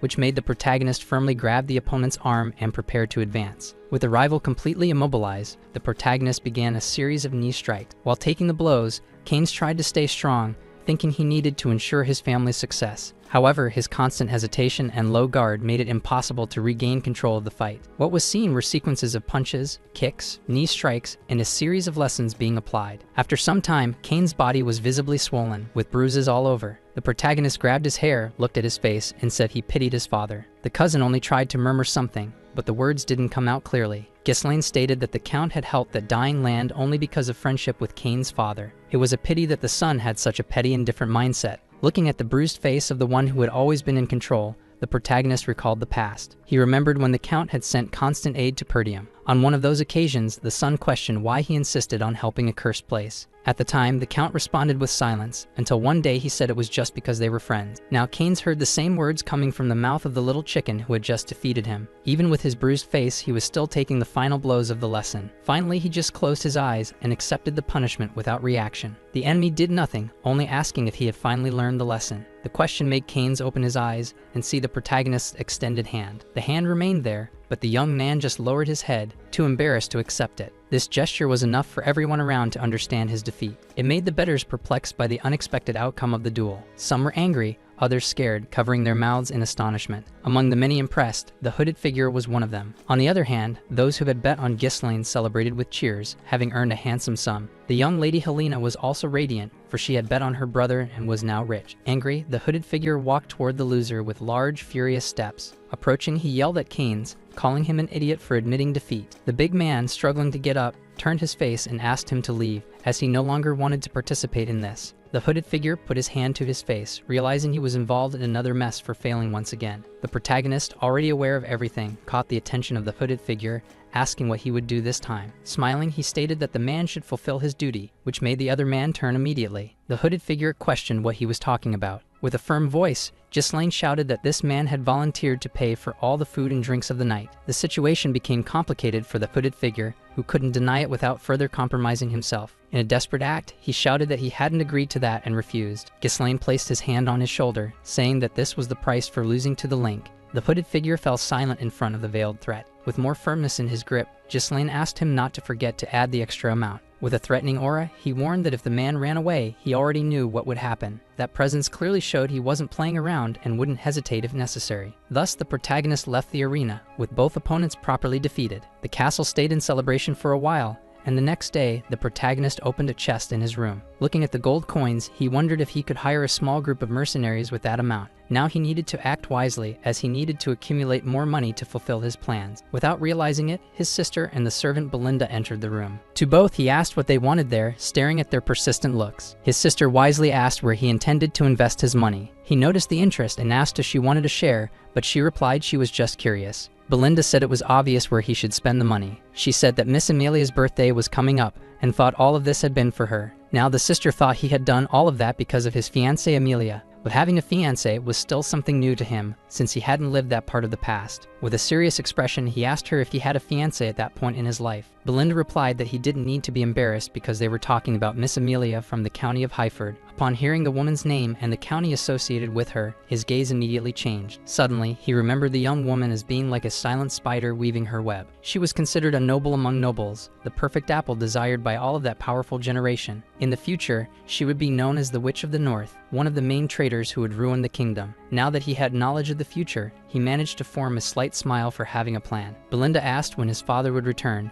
and the maid replied that it would probably be in a week. He considered that this interval might be enough to safely put his plan into action. He said he would go to the county of Rayfort, and Belinda urged him to calm down since it wasn't even the birthday. However, he stated that his visit wouldn't be out of kindness but to extract money from that young woman. Amelia was a girl with light brown hair, pale skin, and always impeccable, well-maintained clothing. Despite possessing an oddly threatening presence, she often carried out various charitable actions within her territory. At that moment, she was in a village handing out comfortable shoes to a needy, barefoot orphan. The girl thanked her sincerely while Amelia said that if anyone should walk barefoot, it should be herself. She asked the soldiers to provide food and shelter to the girl, and they quickly began taking turns. They carried boxes and more boxes of supplies destined for charity, benefiting many residents of the forgotten village. Upon returning, she walked home barefoot and then sat in the garden next to a white cat. The escorting knight Bernard was kneeling, washing the young woman's feet while she petted the animal. Meanwhile, she quietly remarked that her father had always demanded absolute obedience from the locals, but she said people tend to follow those who offer shelter and food in hard times. The knight replied that with actions like those, she had won the hearts of the people. The young woman looked at the man coldly and seemed dissatisfied with that, then placed her feet on him. With her feet on his face, she asked what had happened in the sword duel. Bernard apologized, stating that he preferred to avoid drawing attention since it still wasn't the right moment. While caressing the young woman's feet, he swore that his blade was meant solely for her. She always wanted to confirm that, saying she had already invested too much in that loyal knight. She grabbed his chin and stared deeply into his eyes, revealing her most wicked side. She said she forbade him from being weak, as she would not tolerate cowardice among those by her side. After that, they began to discuss the merchants, and Bernard said they were recovering funds from alleged sources. He had recruited soldiers who fled from Perdium,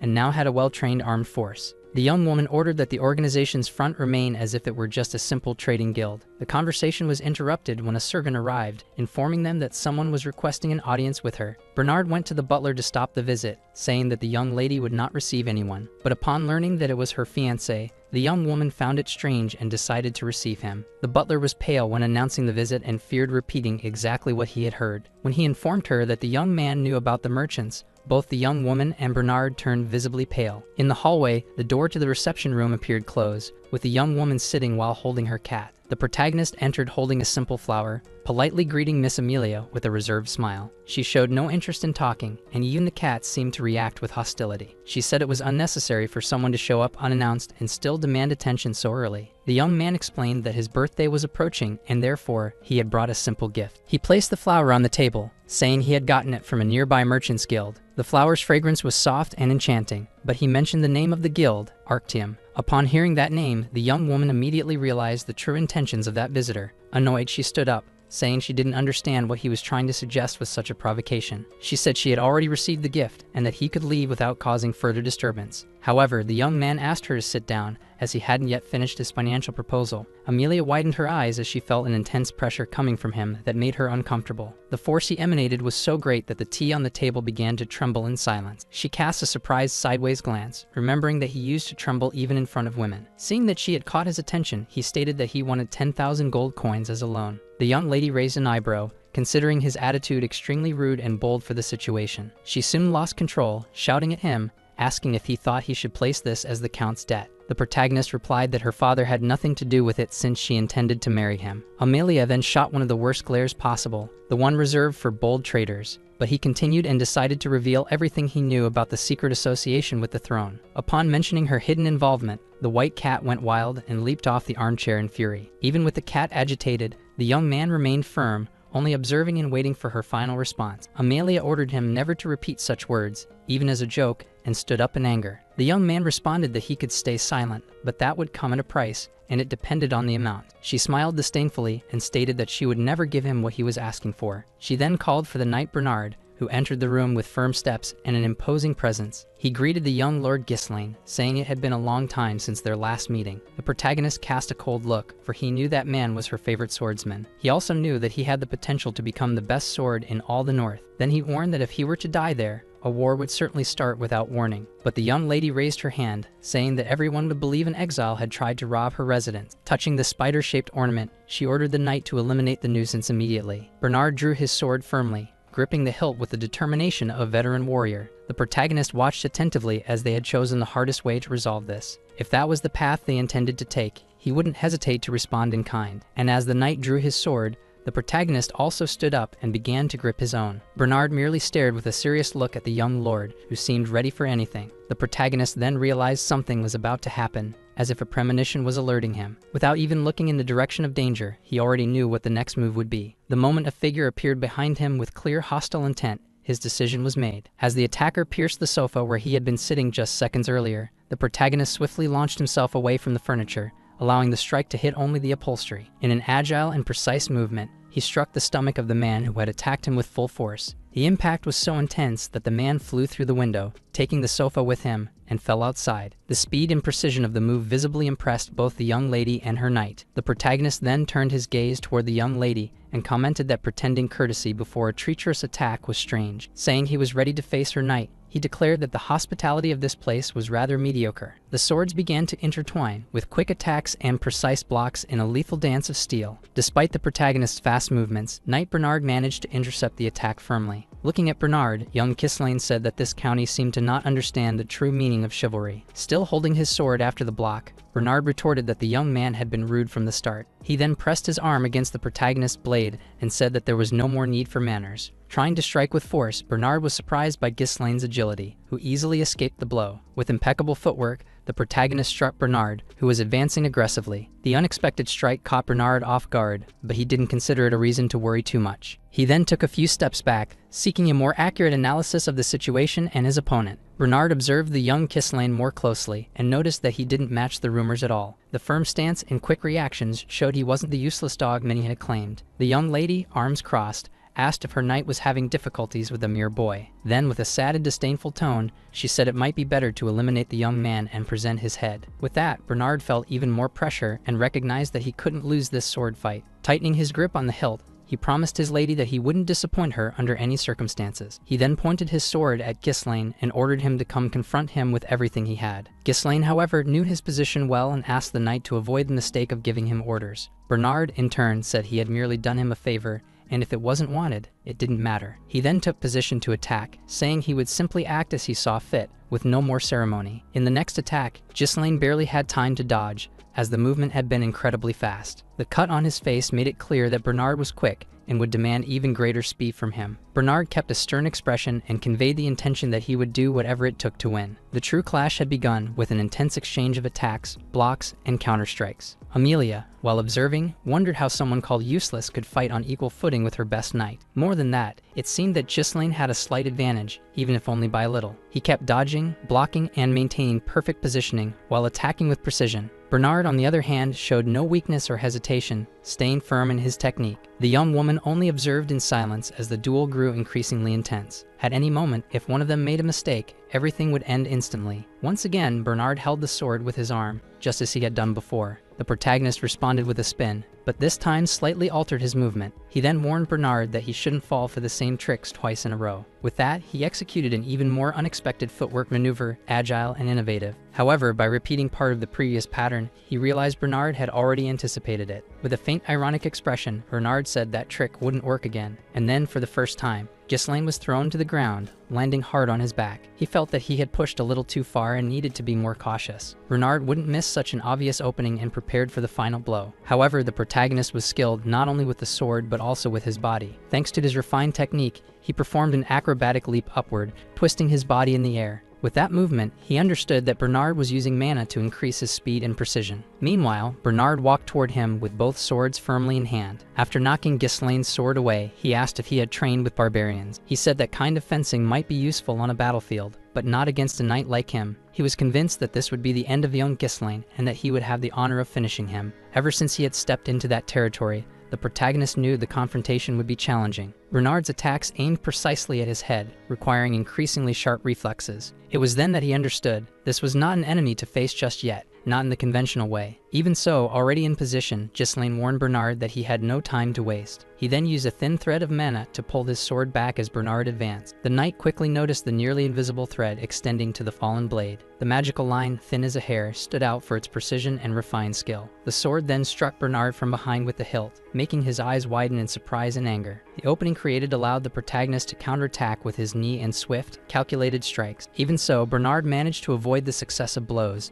demonstrating his experience in real combat. The young Amelia screamed desperately for Bernard, unable to believe he could lose. Meanwhile, the protagonist leaped with a sword in hand, ready for another aerial strike. The blade descended swiftly from above, forcing Bernard to raise his sword at the last moment to block. If he had hesitated, the blow would have struck him cleanly in the neck, ending the battle. The clash now took on even greater proportions, revealing the unique skills of both combatants. The protagonist stepped back once more, realizing he would have to better analyze his opponent's patterns. He knew that if it dragged on much longer, he would need to resort to his final strategy. He looked at Amelia and asked her to leave, as he could no longer guarantee her safety. She hesitated, but soon realized the battle was beyond her, and that interfering would be useless. Fixing his gaze on Ghislaine, Bernard announced that from that moment on, he would fight with everything he had. The protagonist smiled and said that was exactly how he liked to fight, without restraint or hesitation. He added that it had been a long time since he had faced someone as powerful and worthy as him. The young Amelia, promptly obeying her knight's orders, quickly left that dark and stifling room. She ran down the corridors carrying in her arms her long-haired, soft white cat. As he hurried forward, he reflected that lord should never have treated her with such humiliation. He also mentally questioned who had revealed the guild's confidential information to the boy. During his escape, he began to believe that the rumors about them defeating some orcs might be true. However, upon seeing him for the first time, he found it strange that someone so useless could have accomplished such a feat. Hiding behind a large pillar, he questioned the whereabouts of the guards who should have been protecting his rear. However, he fell into absolute despair when he saw all the soldiers lying on the ground,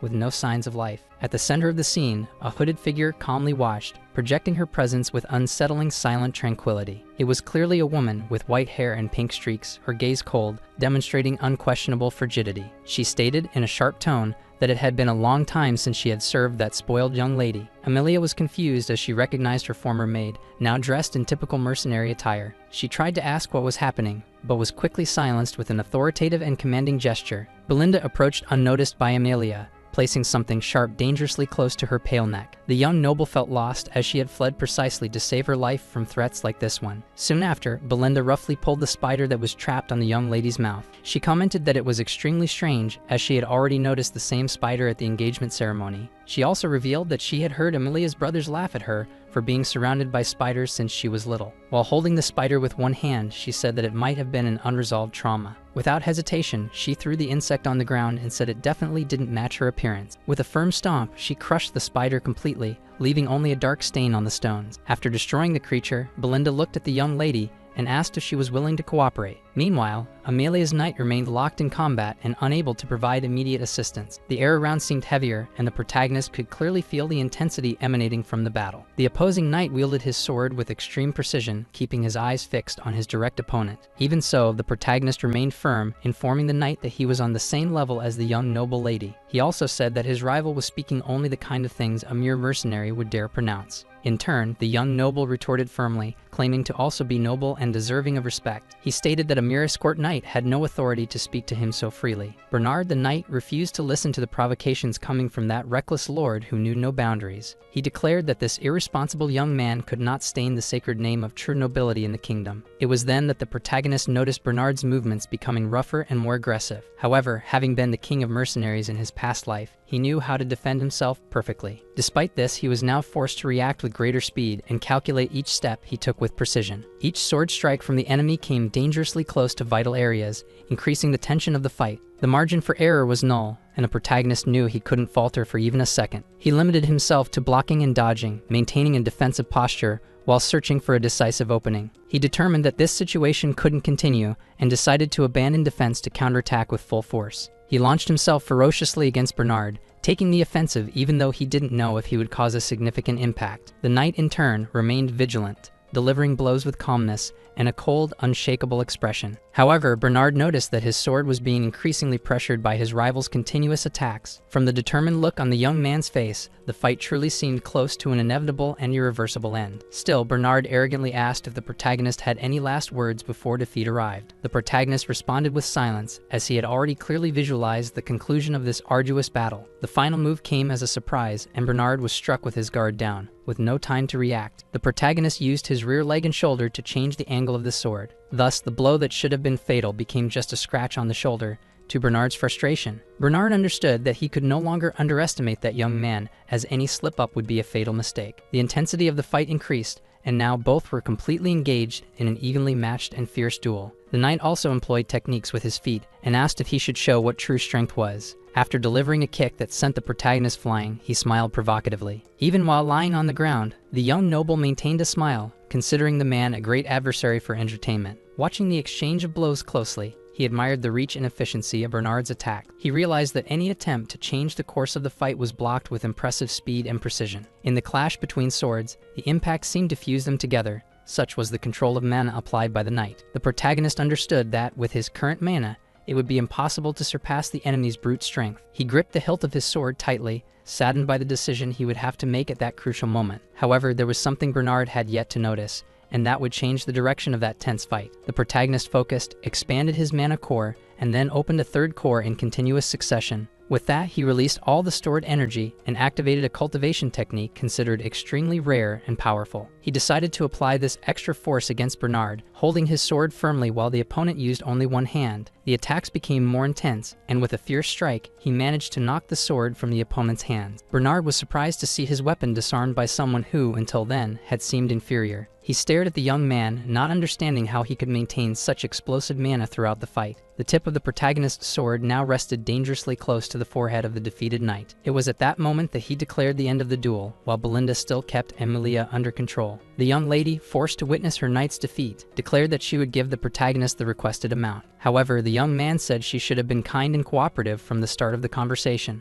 After hearing what he needed, he slowly pulled the sword away from Bernard's forehead, officially ending the battle. Belinda, in turn, commented that he shouldn't speak harshly to his future noble wife. Approaching Emilia with the sword resting on his shoulder, the protagonist said he had unpleasant news to deliver. After all the effort of that fight, he confessed that he was exhausted and now wanted double the agreed payment. The scene left by the protagonist was one of colossal destruction, caused with terrifying precision and brutality. Frustrated, the young lady threw a flower vase to the ground while her cat hid away. She was speaking with her knight, displaying fury at both of them having been humiliated so disgracefully. Bernard was deeply saddened for not meeting the standards expected by the young lady at that moment. The woman asked the knight if that young lord had really changed so much since the last time. Faced with her doubt, the knight asked if she wanted that reported to Duke Delphine. The woman became hysterical, slapping the knight across the face, who kept his hands clasped behind his back. She grabbed the collar of his shirt, saying that if he said anything, both of them would suffer greatly. She revealed that she had allied with the Duke due to a pact that could not be revealed. She said that if that meddler had discovered the secret of the Merchants Guild, he would also know about the agreement. For that reason, they both had to act immediately before they completely lost control of the situation. The knight agreed with the assessment, knowing the risk was greater than it appeared at first glance. She then wanted to know the current condition of Lord Ghislaine's body at that exact moment. The knight replied that he had a deep wound on his left shoulder and had spent a lot of mana. He believed it would be dangerous if anything happened, especially if caused by knights from that same land. The woman, handling objects on her desk, said she had just thought of a new strategy. She gave the knight a look, saying that was what they had trained those specific people for. The knight was surprised by the young woman's strategy, which seemed to have been thought out quickly and precisely. She wanted to use the Wild Cats, an elite group secretly trained for a long time. They consisted of war orphans, with no family or status, formed only by the best and most versatile specialists. The young lady moved a piece with a blue flag on the board, naming them the Wild Cat Traffickers. She ordered the knight to gather all of them in that region,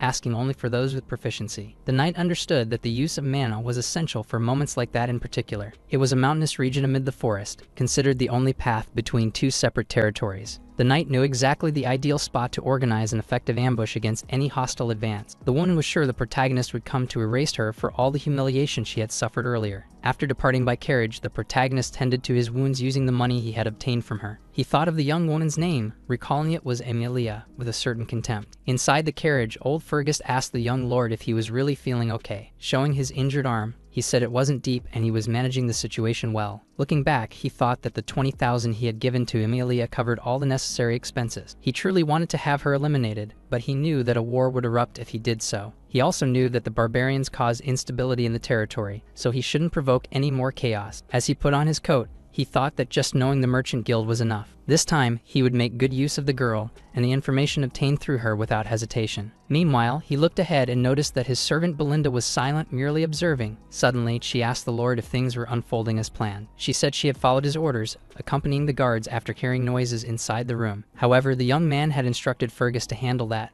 not Belinda, to avoid getting involved. Although everything seemed fine, as sharp pains suddenly hit the protagonist's body. He bent over, feeling intense pain in his head and chest, leaving Fergus visibly worried. Looking at his hand, he realized it was the side effect of using the third core. While thinking of a way to increase his mana, Belinda unexpectedly held his hand. Making strange movements, the young man wondered what she was trying to do with that. She said the mana flow in his body was terrible, so she took a needle. With surgical precision, she began to apply small pricks to the young lord's hand, manipulating his energy. Quickly, all the pain seemed to disappear, leaving him visibly more stable and relieved. For a moment, he felt suffocated, as if the air was trapped, but then he managed to breathe deeply. Looking at himself again, he noticed that the tangled mana flow had partially cleared. Now he looked at Belinda and realized she wasn't just a simple maid as she appeared. He knew it was his mother who had brought Belinda to the castle, but there were still mysteries about her. He couldn't understand how a servant could have such refined skills and such effective techniques. He thought it would be good to have someone so powerful among his allies with the enemies that would come. Meanwhile, the carriage moved at a steady pace along the road shaded by the trees. Belinda looked at the young master and stated that she would always help him, as she trusted him completely. She asked why he had taken so much gold from Miss Amelia, questioning that strange decision. She and Fergus were shocked when the protagonist revealed that he only needed money, and she was rich. Both could hardly believe he had done that purely out of financial necessity at that moment. As the carriage continued, Belinda grew furious that he had broken off the engagement because of money. Even so, he looked at her firmly and asked if she still trusted him. Despite her anger, Belinda replied that she did trust him, but wanted to know what he would do with the gold. He became serious for a moment,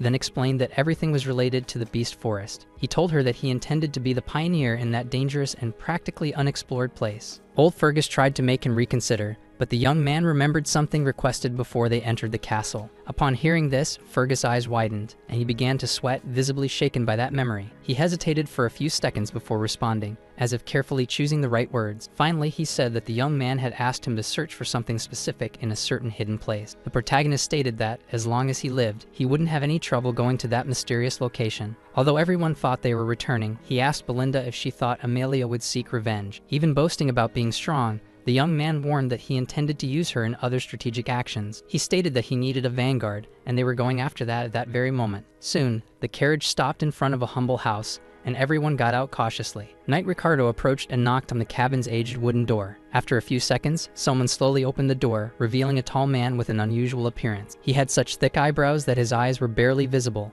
hidden under the weight of his hair. With seriousness, he asked who they were and what they wanted, in a deep voice. Everyone was stunned by his appearance, finding the man frightening and hostile at first glance. Belinda whispered to the protagonist, believing that the man wasn't in any condition to fight anymore. The man just stared at them with a severe expression, bothered by the whispering of the noblewoman. Upon realizing they were nobles, the man tried to close the door and asked them to leave. However, the protagonist called him, referring to him as the former captain of the Ratatost mercenaries. Upon hearing his real name, Jillian, the man widened his eyes and glanced at the young lord. The lord extended his hand toward him, saying it was a pleasure to see him again after so long. Old Knight Fergus, upon hearing the name of the Ratatost mercenaries, was immediately extremely impressed. That group was famous for their bravery. Any knight, even a foreigner, knew their reputation perfectly. The captain of that renowned group was Gillian, the same man who was now discreetly observing the protagonist attentive. He still kept his hand extended, clearly expecting it to be met with a respectful greeting. However, from inside that simple house, a weapon unexpectedly flew violently toward them. But thanks to the protagonist's dexterity, the weapon only tore his cloak without causing any injury. In front of that extremely hostile action, the protagonist's three companions were absolutely shocked and tense. However, the man inside the house also seemed surprised and quickly raised his arm in greeting. But at that specific moment, both Fergus and Ricardo had already drawn their swords, ready for combat. The man, staring firmly at the protagonist, asked directly what the reason for their unexpected visit was. Immediately, Belinda, the loyal servant, drew a dagger and positioned herself in front of the protagonist to protect him. She persistently asked the protagonist to retreat, to stay behind her, keeping a distance from that dangerous man. However, the protagonist knew exactly what he needed to say and replied, seeking the eternal punishment. In response to that precise answer, the man had a flash of clarity, realizing that those words were correct. Watching carefully, the protagonist revealed that he knew the cure for the mysterious illness tormenting his daughter. He then asked firmly if this information would truly spark his interest. The protagonist was fully aware of the symptoms: high fever, constant cough, red spots resembling blooming petals. Additionally, the image of the young girl writhing in pain reminded him of a tortured prisoner, the origin of that terrible name. Upon hearing this, the man took a deep breath, immediately gave in, and allowed them to enter the humble house. Inside the residence, they saw the young Rachel desperately thrashing, visibly consumed by intense pain. That imposing man with long white hair held his daughter in his arms, trying to calm her lovingly. The protagonist realized that it wasn't too late, so he decided to try to recruit Jillian immediately. In his previous life, when he had encountered that man, it was too late. He had completely given up on life. Watching the poor conditions of the house, the protagonist understood that he had probably sold absolutely everything. Looking at the cruel suffering of the girl, whose skin was completely reddened, he felt the urgency of that critical mission. Therefore, the protagonist removed his coat and announced seriously that he would start the necessary treatment immediately. At that moment, someone grabbed his shoulder firmly. It was Belinda, visibly trying desperately to stop him right away. She insisted that they leave, clearly not knowing exactly what the protagonist intended to do there. She said anxiously that it was a serious illness, impossible to cure without specialized priestly help. Still, he completely ignored her pleas, asserting with absolute conviction that he would indeed cure that young woman. Staring directly into her eyes, he asked firmly if she truly trusted him fully at that critical moment. This made her partially regain her composure, remaining silent in the face of the situation. Soon after, he handed her a carefully written paper, requesting that she immediately purchase all those herbs. He emphasized that she should be extremely quick, as those ingredients were absolutely vital for the treatment. Upon closely examining the contents of that paper, Belinda realized that it was rare knowledge from true travelers. It became clear that the protagonist had advanced and specific knowledge directly related to the art of survival. Now he quickly opened his supplies bag, searching for all the necessary materials to make the proper medication. At that present moment, the disease known as eternal punishment had no cure, but in the future, there would be a solution. He then began pulling out various special ingredients from the bag, carefully organizing jars, bottles, and tools. The biggest problem was that the cost of those ingredients was absurdly high, something simply inaccessible to many. However, he was in possession of a flower blessed by fairies, something extremely rare and valuable. With extreme skill, he began carefully crushing that enchanted flower along with the selected medicinal herbs. Afterward, he placed everything carefully into a bottle, added a special liquid, and started mixing. He shook the bottle with precise movements, aiming to ensure that the elixir was homogeneous and properly activated. He knew that the mixture needed to rest for a few minutes before it could finally be used with proper safety. As he prepared that precious elixir, the three companions watched closely every move made by the protagonist. After a specific amount of time, the elixir was completely ready, stored in a small translucent bottle, carefully sealed. The protagonist then handed that bottle to the man, asking him to administer it immediately to his debilitated daughter. The man, without wasting any time, opened the bottle and carefully poured the liquid directly into the girl's mouth. He held her tenderly in his arms, ensuring she wouldn't choke while administering the medicine with full attention. Soon he noticed her expression slowly beginning to show clear signs of relief and visible improvement. Her skin also gradually lightened as the powerful medication began to take effect on her. The tears that had once fallen constantly ceased entirely, giving way to a peaceful and comforting sleep. The man beside his daughter, who now had only minor scrapes, watched her sleep with deep relief. Fergus also noticed that the red spots were disappearing quickly, and Belinda clearly saw the same thing. Visibly emotional, the man stared at his daughter, clearly realizing that the medicine was truly working well. In response, the protagonist informed the man that, as expected, the prepared medication was functioning perfectly. The man then turned to him, asking how he had managed to heal her if even divine power had failed. The protagonist explained that the divine power of the priests was not absolute, always depending on medical foundations. With trembling hands, the man firmly grabbed the young lord's arm, deeply moved and grateful for the help. Kneeling before him, he asked in a trembling voice if his daughter would really be completely healed soon. The protagonist, looking seriously into his eyes, replied that within a few months she would be fully recovered.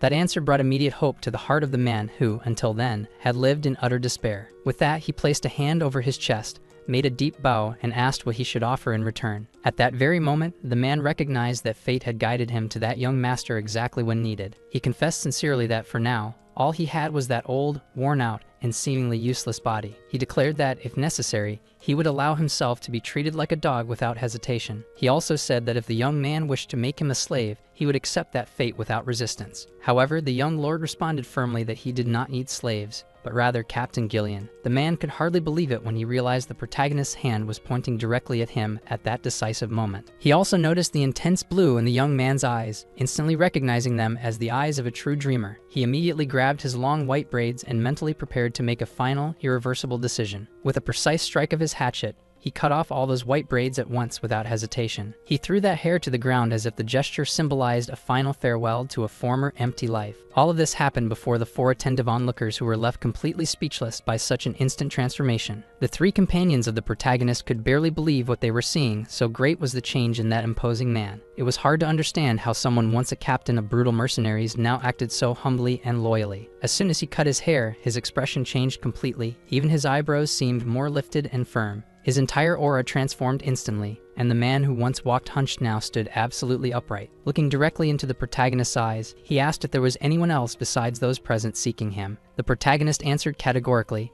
making it clear that only those already there were involved. Then, searching among the available weapons, he asked if anyone held a grudge against the young companions. The protagonist again responded with complete sincerity, saying yes, and that there would be more in the near future. Faced with that answer, the man gripped a spear tightly, saying that in that case, he needed to take immediate action. Right after that, he hurled the spear with tremendous force, breaking part of the wall of that humble house without mercy. He quickly pulled a rope tied to the spear, revealing that something was being dragged through the dense nearby forest. As he pulled, something resisted until finally someone appeared, caught in that ingeniously improvised trap. He held the intruder by the neck with extreme ease, leaving him completely immobilized before their shocked eyes. While the victim trembled in fear, the large man insistently questioned who had sent him to that specific place. The intruder could barely say anything, as before he could finish speaking, his opportunity was abruptly cut off. Captain Gillian looked directly at the protagonist, asking plainly what he should do with the captured man. The protagonist, who had already deduced who had sent that man, was considering whether or not to draw his blade. As he reached for the hilt of his sword, Gillian promptly stopped him, asking to handle it himself. Saying that he would personally take care of that minor problem,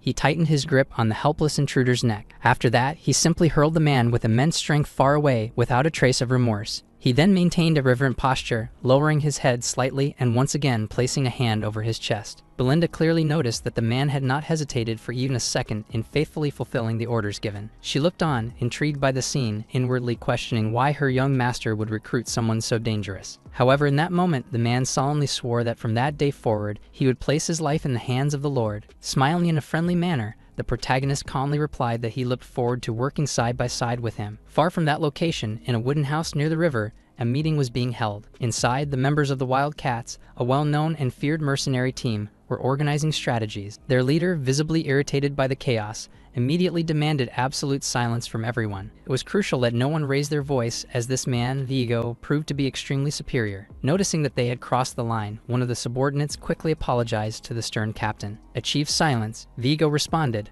while relaying important information gathered by the spy Bernard. According to Bernard, their target should be near that unit, following that trail. However, Vigo became furious upon discovering that Gillian had allied with the current protagonist. His anger was so intense that he grabbed the informant by the neck, pressing with brutal force. His furious eyes demanded that the messenger confirm with absolute certainty the information delivered. Trembling and suffocated, the man in Vigo's grasp assured him that he had seen everything clearly. Vigo knew that Gillian was extremely dangerous. After all, he had been his former legendary captain. Meanwhile, Gillian himself was driving the carriage with a serenity that seemed to defy any danger. Belinda complained about the cramped space, made tight by the excessive weapons transported in the overstuffed carriage. She questioned whether the man really needed to have brought absolutely every weapon from that arsenal. Hearing her complaints, Ghislaine promised that he would buy another carriage in the future, especially to make Rachel more comfortable. In the carriage behind them were Fergus and Ricardo, who were providing escort and protecting the rear. Ghislaine then responded that Belinda needed to hold on, as every item had an indispensable use. He knew perfectly well that the road ahead was extremely dangerous,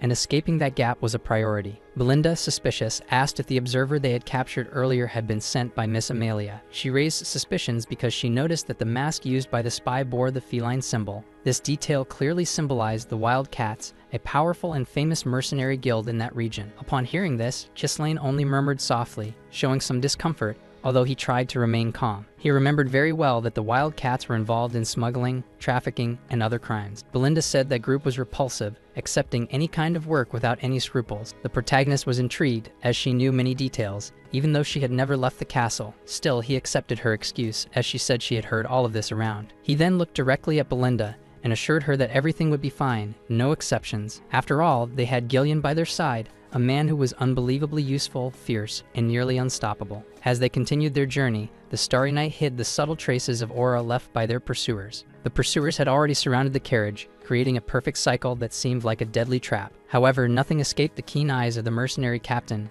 the experienced and fearless Gillian. As the carriage continued its path, the wild cats emerged, slipping quietly from the dark shadows. Immediately, Gillian drew 2 different weapons from his back, clearly realizing that he had fallen into an ambush. 2 enemies advanced at the same time, but Gillian defended both, using his weapons with perfect precision. The proficiency of that man seemed limitless, repelling both attacks at the exact same moment. He then delivered a warning strike with his axe, forcing one of them to retreat immediately. He had to cut one of the opponents slightly, leaving the first 2 completely out of combat. As the carriage moved forward, new traps appeared, activated by cleverly disguised ropes between trees and branches. Still, Gillian's watchful eyes as he drove the carriage remained as sharp as ever. He quickly realized that this specific trap was coming from above, requiring a precise maneuver with the reins. He pulled the reins at the exact moment, preventing the carriage and the horses from taking any damage. Inside the carriage, Ghislaine was already expecting an ambush, as they were now completely surrounded by enemies. Suddenly, more members of the wild cats appeared, blocking any possible escape route for the group. Among them was Vigo, who approached sarcastically, greeting his former captain, Gillian, with absolute disdain. Gillian, with his white beard and stern gaze, responded only with a look of deep reproach. The leader of the wild cats, visibly irritated, accused Gillian of cowardice for abandoning the old guild. He bitterly complained that, because of him, he had to live a life he had never wanted for himself. Even being insulted, Gillian remained silent, listening as Vigo asked if he had completely lost his mind. Annoyed at being ignored, Vigo promised to make the old man remember, even if it had to be done by force. He ordered his subordinates to make sure no one was left intact, initiating an attack in a closed formation. Inside the carriage, Ghislaine calmly asked Gillian if he would need help in that chaotic situation. The man, observing the approaching enemies, calmly replied that this seemed to be a personal problem between them. Without hesitation, he prepared his small axe and began striking any enemy that appeared in front of him. Meanwhile, Vigo kept shouting, surprised that Gillian hadn't lost a bit of his sharpness. Gillian, as usual, wielded 2 different weapons, one in each hand, with unmatched mastery. He was absurdly skilled, using both weapons perfectly, whether with his right or left hand. Even so, the mercenaries kept advancing like flies, being brutally taken down one after another. Despite so many defeats, the mercenaries couldn't grasp the enormous gap in level that existed between them. From afar, Vigo noticed that his former captain still held that absurd strength, so he decided to execute his plan. He ordered his unit to split into 2 groups, trying to flank Gillian from both sides. Gillian had already predicted that exact movement. After all, he hadn't become captain of the Ratatosk by chance. Suddenly, he mounted his horse, surprising everyone, and immediately drew a new weapon. He grabbed a long-shafted spear, which had a sharp axe on each deadly end. Mounted, he charged at the enemies, swinging that weapon like a devastating, deadly rotor. That's why any mercenary had to master all kinds of weapons to survive in that cruel and hostile world. The mercenaries tried to surround the horse, searching for a blind spot, but they couldn't even get close. Gillian's weapon spun so fast it looked like a rotating blade capable of crushing bones. Even after taking down many, more enemies appeared, and one now attempted a surprise attack from above. However, Gillian wasn't caught off guard. He pulled out a sturdy shield, protecting himself with absolute efficiency and security. The attacker came in full force but was flawlessly blocked, crashing against the heavy shield. Vigo screamed that he would ruin Gillian's life, just like Gillian had destroyed his. Equipped with several blades between his fingers, Vigo vowed that he would get his revenge no matter what. He quickly threw several knives at the horse's neck, which felt the impact almost instantly. The animal couldn't withstand it and collapsed, forcing Gillian to leap at the last second to the ground. Vigo tried to take advantage, attacking with a short blade, but Gillian blocked in time, showing immense skill. With his shield, he delivered a strong blow, making it clear that he was no longer the Ratatosk captain. The declaration left Vigo completely unhinged, lost between shock and frustration at what he had heard. Realizing it wouldn't be easy, Vigo took a few steps back, evaluating the enemy more cautiously now. With a serious look, he asked that if Gillian was no longer a captain, then who exactly had he become? Gillian, holding his weapon with intense aura, replied coldly that he had completely discarded that disgraceful past. Standing tall, he declared firmly that he was now just a loyal subordinate of Lord Ghislaine. Upon hearing that, Vigo became desperate. He never imagined receiving such a venomous and humiliating answer. Completely deranged, he launched himself recklessly at Gillian, determined to end it all at any cost. The battle between the two captains remained fierce, their blows tearing through the air violently. Neither accepted defeat, so they dug their feet into the ground, trying to hold firm. The captain of the Wildcats harbored deep resentment and bitterness toward that imposing man. He would never forgive the fact that this man had completely changed the course of his life.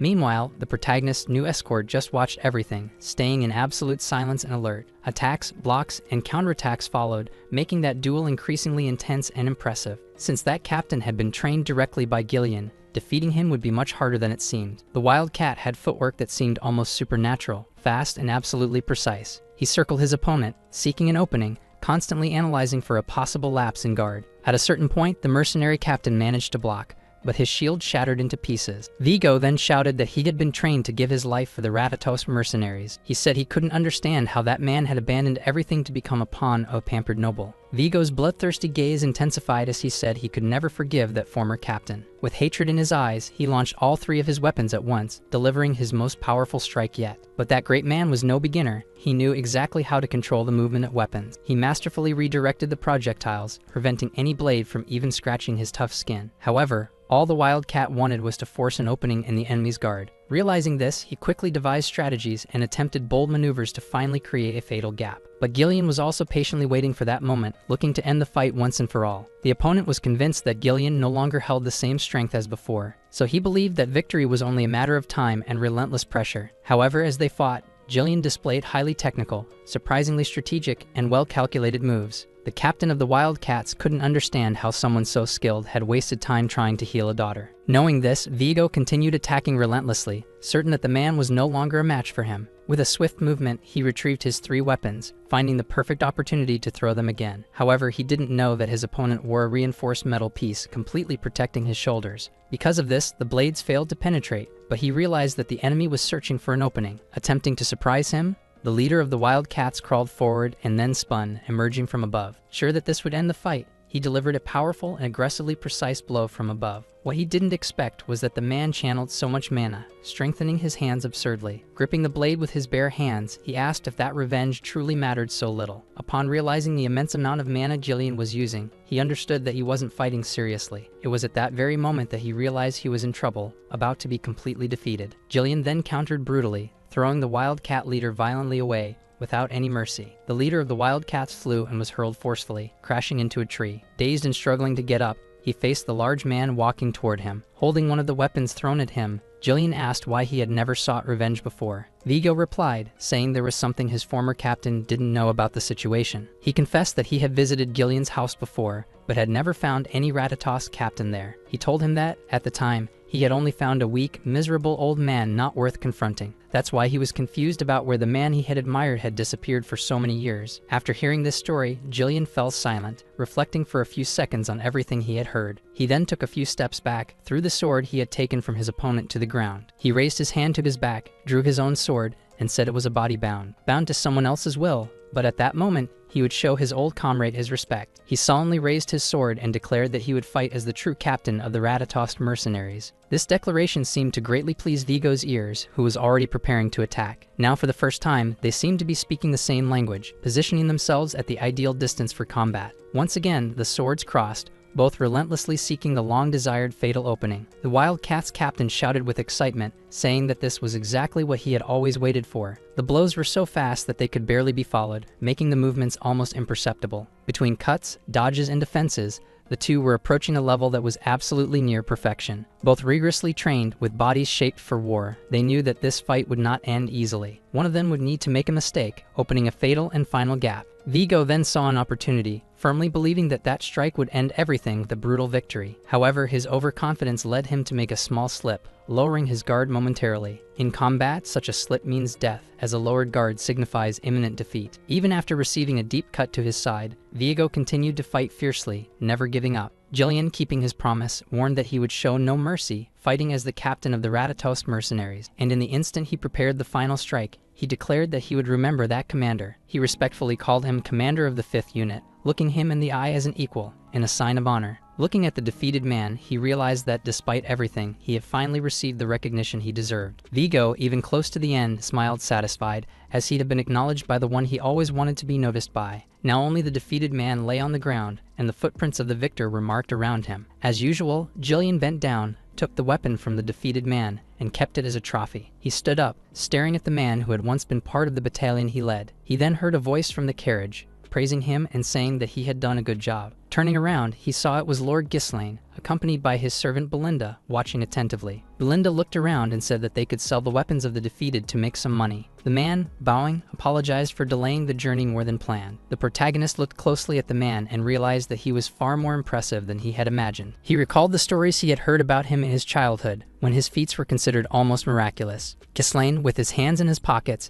asked if the man knew exactly who that opponent was. Holding the defeated man's weapon, he firmly replied that he remembered perfectly who he was. He said that man had been an old comrade, a warrior who had been part of his story. Hearing this, Ghislaine reflected and wondered about the whereabouts of his other lost comrades. He imagined that probably they were still living their lives, as the time for reunion had not yet come. However, he decided that one day he would recruit them again, but for now he would focus on selling the weapons. 2 days later, they were already approaching the territory of Perdium, while the carriage moved forward calmly. Now they carried far more weapons than at the start of the journey, which clearly irritated Belinda. The protagonist, looking at the landscape through the carriage window, felt happy to be returning home. To the recently arrived man, however, it was just another city he would need to get used to. Ghislaine then directly asked the new member what he thought of those peculiar lands. The man replied politely that they were good, but the protagonist said he didn't need to lie to please him. After all, anyone could see the houses were old and any sign of renovation was far off. Jillian commented that he had heard those lands were constantly at war with the barbarians of the north. The protagonist replied that precisely because of that, he was determined to solve all these problems with his own strength. Looking at that rough and hostile scenery,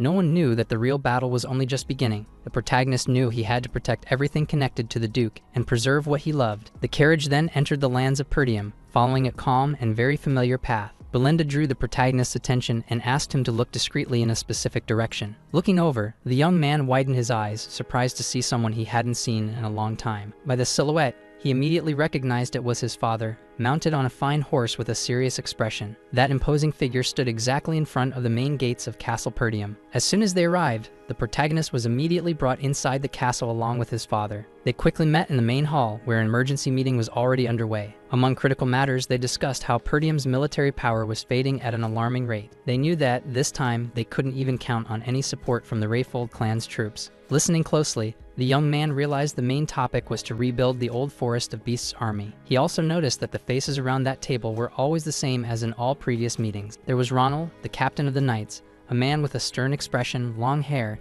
and a shining blue armor. Beside him sat Albert, the treasurer, a man with a thick beard, light hair, and extremely conservative clothes. Completing the table was Homer, the general administrator, a graying man with a thick mustache, small eyes, and an extremely controlled manner of speech. Although young as the Lord of Perdium, the protagonist carried decades of experience as king of the mercenaries. For that reason, he tried to integrate quickly into the conversation, attempting to show maturity and an understanding of current challenges. His father, Count Walter Perdium, watched him silently, always keeping the rigid expression typical of his imposing demeanor. The protagonist had never liked that stern and harsh man, although he was now beginning to understand his burdens. He was finally realizing how heavy it was to carry alone the responsibility that fell upon that vast territory. While sipping his tea, the Count directly questioned his son about the reason for his long absence. Without hesitation, the young man firmly replied that he had visited the Rayfold territory for important matters. The Count then showed a rare expression of satisfaction upon realizing that, this time, his son had caused no trouble. Albert, the treasurer, who never let go of his papers, remarked it was almost unbelievable that the young man had won a duel. Suspiciously, he asked if the boy had not just gone out to gamble again, as in previous occasions. The young man, smirking slightly, replied no, that he had actually resolved some pending business with Amelia. At that moment, Homer, the administrator, cleared his throat and reminded him that, as the future lord, he should start acting seriously. However, the count thought that all this talk was enough and signaled that he wanted to end the meeting. But before that, he directly asked his son if it was true that he had executed Jamal and Phillips. He had heard rumors that the two had tried something against little Helena and wanted confirmation. Just hearing those names gave the protagonist a lump in his throat, along with a fury ready to explode. Captain Ronald, suspicious, interrupted, saying he didn't believe the young man was capable of taking such an extreme measure. But the protagonist knew that, in truth, Ronald only wanted to avoid the truth, since both men were traitors. Without going into too much detail, the young man simply replied that they could say that was exactly what had happened. Hearing those words, Ronald breathed a sigh of relief, preferring to accept the half-truth than face the severity of the facts. The Count, however, clearly realized there was much more to that story, but praised his son for the result achieved. After all, what mattered were not the methods, but the fact that little Helena's life had been saved. Those words sounded like music to the protagonist's ears, for it was the first time he had ever received a compliment. Taking advantage of the rare moment, he then asked if he could make a request, looking directly into his father's eyes. Immediately, Homer intervened, crossing his arms, and warned that if it was money, he would throw the young man out. Ronald, for his part, agreed, recalling all the problems the young man had caused in the recent past. He listed everything from the illegal sale of soldier provisions to incidents in taverns and business conflicts. To everyone's surprise, the protagonist explained that his request didn't involve money, just a special authorization. Everyone in the room exchanged glances, curious, trying to imagine what kind of permission the audacious young man might be asking for. Then he stood up, looked into the eyes of each person present, and announced his request with firm resolve. He wanted to be the first to enter and explore the feared beast forest, a territory that had until then been untouched. After the meeting ended, he gathered his loyal subordinates and casually narrated how everything had happened. He told them that his father had flipped out, even going so far as to yell at Belinda, who promptly responded that she would do the same in his place. Soon after, he turned to Gillian and asked if he was truly aware of the entire plan that had been devised. The experienced and attentive man confirmed that he was, though he didn't think the idea was particularly sensible or prudent. After all, the forest was known as a place where no one who entered ever returned alive. Still, the protagonist was satisfied to know that Gillian was on board and ready for such a risky mission. Belinda, irritated,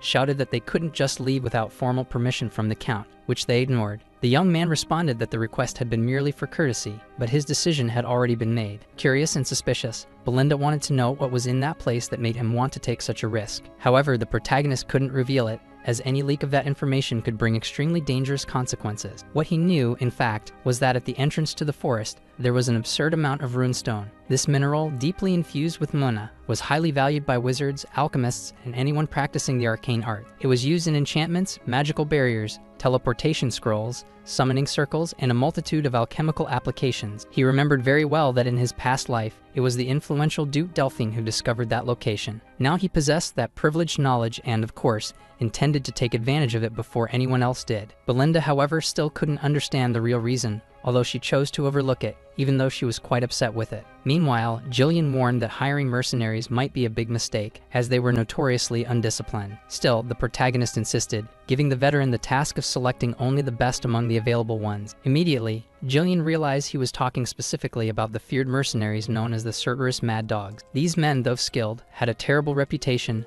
famous for being violent, undisciplined, and treacherous. The protagonist, however, believed that as long as they were well paid, they could be extremely useful for this mission. They then decided to head to the Zimbar region, an area full of cliffs and dangerous roads, the territory of the Cerberus. From a distance, some of the mercenaries were already watching the two travelers approach, communicating the unexpected visit to the others. Looking through a binocular, one of them commented that, judging by their appearance, they seemed to be young nobles. However, before he could make any provocation, Gillian suddenly appeared, grabbed the binoculars, and seized the man by the neck. The man was completely terrified, struggling and demanding to be released, while his companions watched the scene, incredulous. Gillian squeezed his hand so tightly it seemed like he could crush the man right there, effortlessly. He only released him when he chose to, tossing him back toward the group, who were now visibly shaken by the situation. The other mercenaries, who had been full of confidence, were now wondering who, in fact, those two people were. Amid the discomfort, a different figure then emerged, a man with a robust build and a clearly more refined appearance. Smiling cynically, he remarked that it seemed he had found a young lord and that this would bring some fun for them. However, as soon as his eyes met Ghislaine's, he immediately realized he had made a grave mistake. The smile disappeared instantly, replaced by a serious and distrustful expression as he observed the young man approaching calmly. Ghislaine, mounted on his white horse, showed no sign of fear or hesitation in front of that armed group. He then raised his hand, pointed directly at that man, and ordered firmly, without hesitation or doubt. He told him to call the captain immediately. Meanwhile, the enormous man stood still, holding a heavy weapon, just watching the protagonist closely. Still mounted on his white horse, the young man asked who, after all, their captain was. The brute didn't answer immediately, only letting out a small, muffled laugh, with no friendly expression. He then started swinging his heavy chain, implying the young noble had completely lost his mind. With each swing of the chain, his voice echoed, saying it was the perfect opportunity to teach responsibility. Without warning, he hurled that cruel weapon, a chain with a spiked ball at its tip. As the weapon was about to strike the young lord, he remained completely still, without any visible reaction. Suddenly, something stopped the chain's advance before it could even touch the protagonist, to everyone's surprise. The one responsible was Gillian, his escort, who would never allow such an affront to happen in his presence. Everyone watched as Gillian, with a simple motion,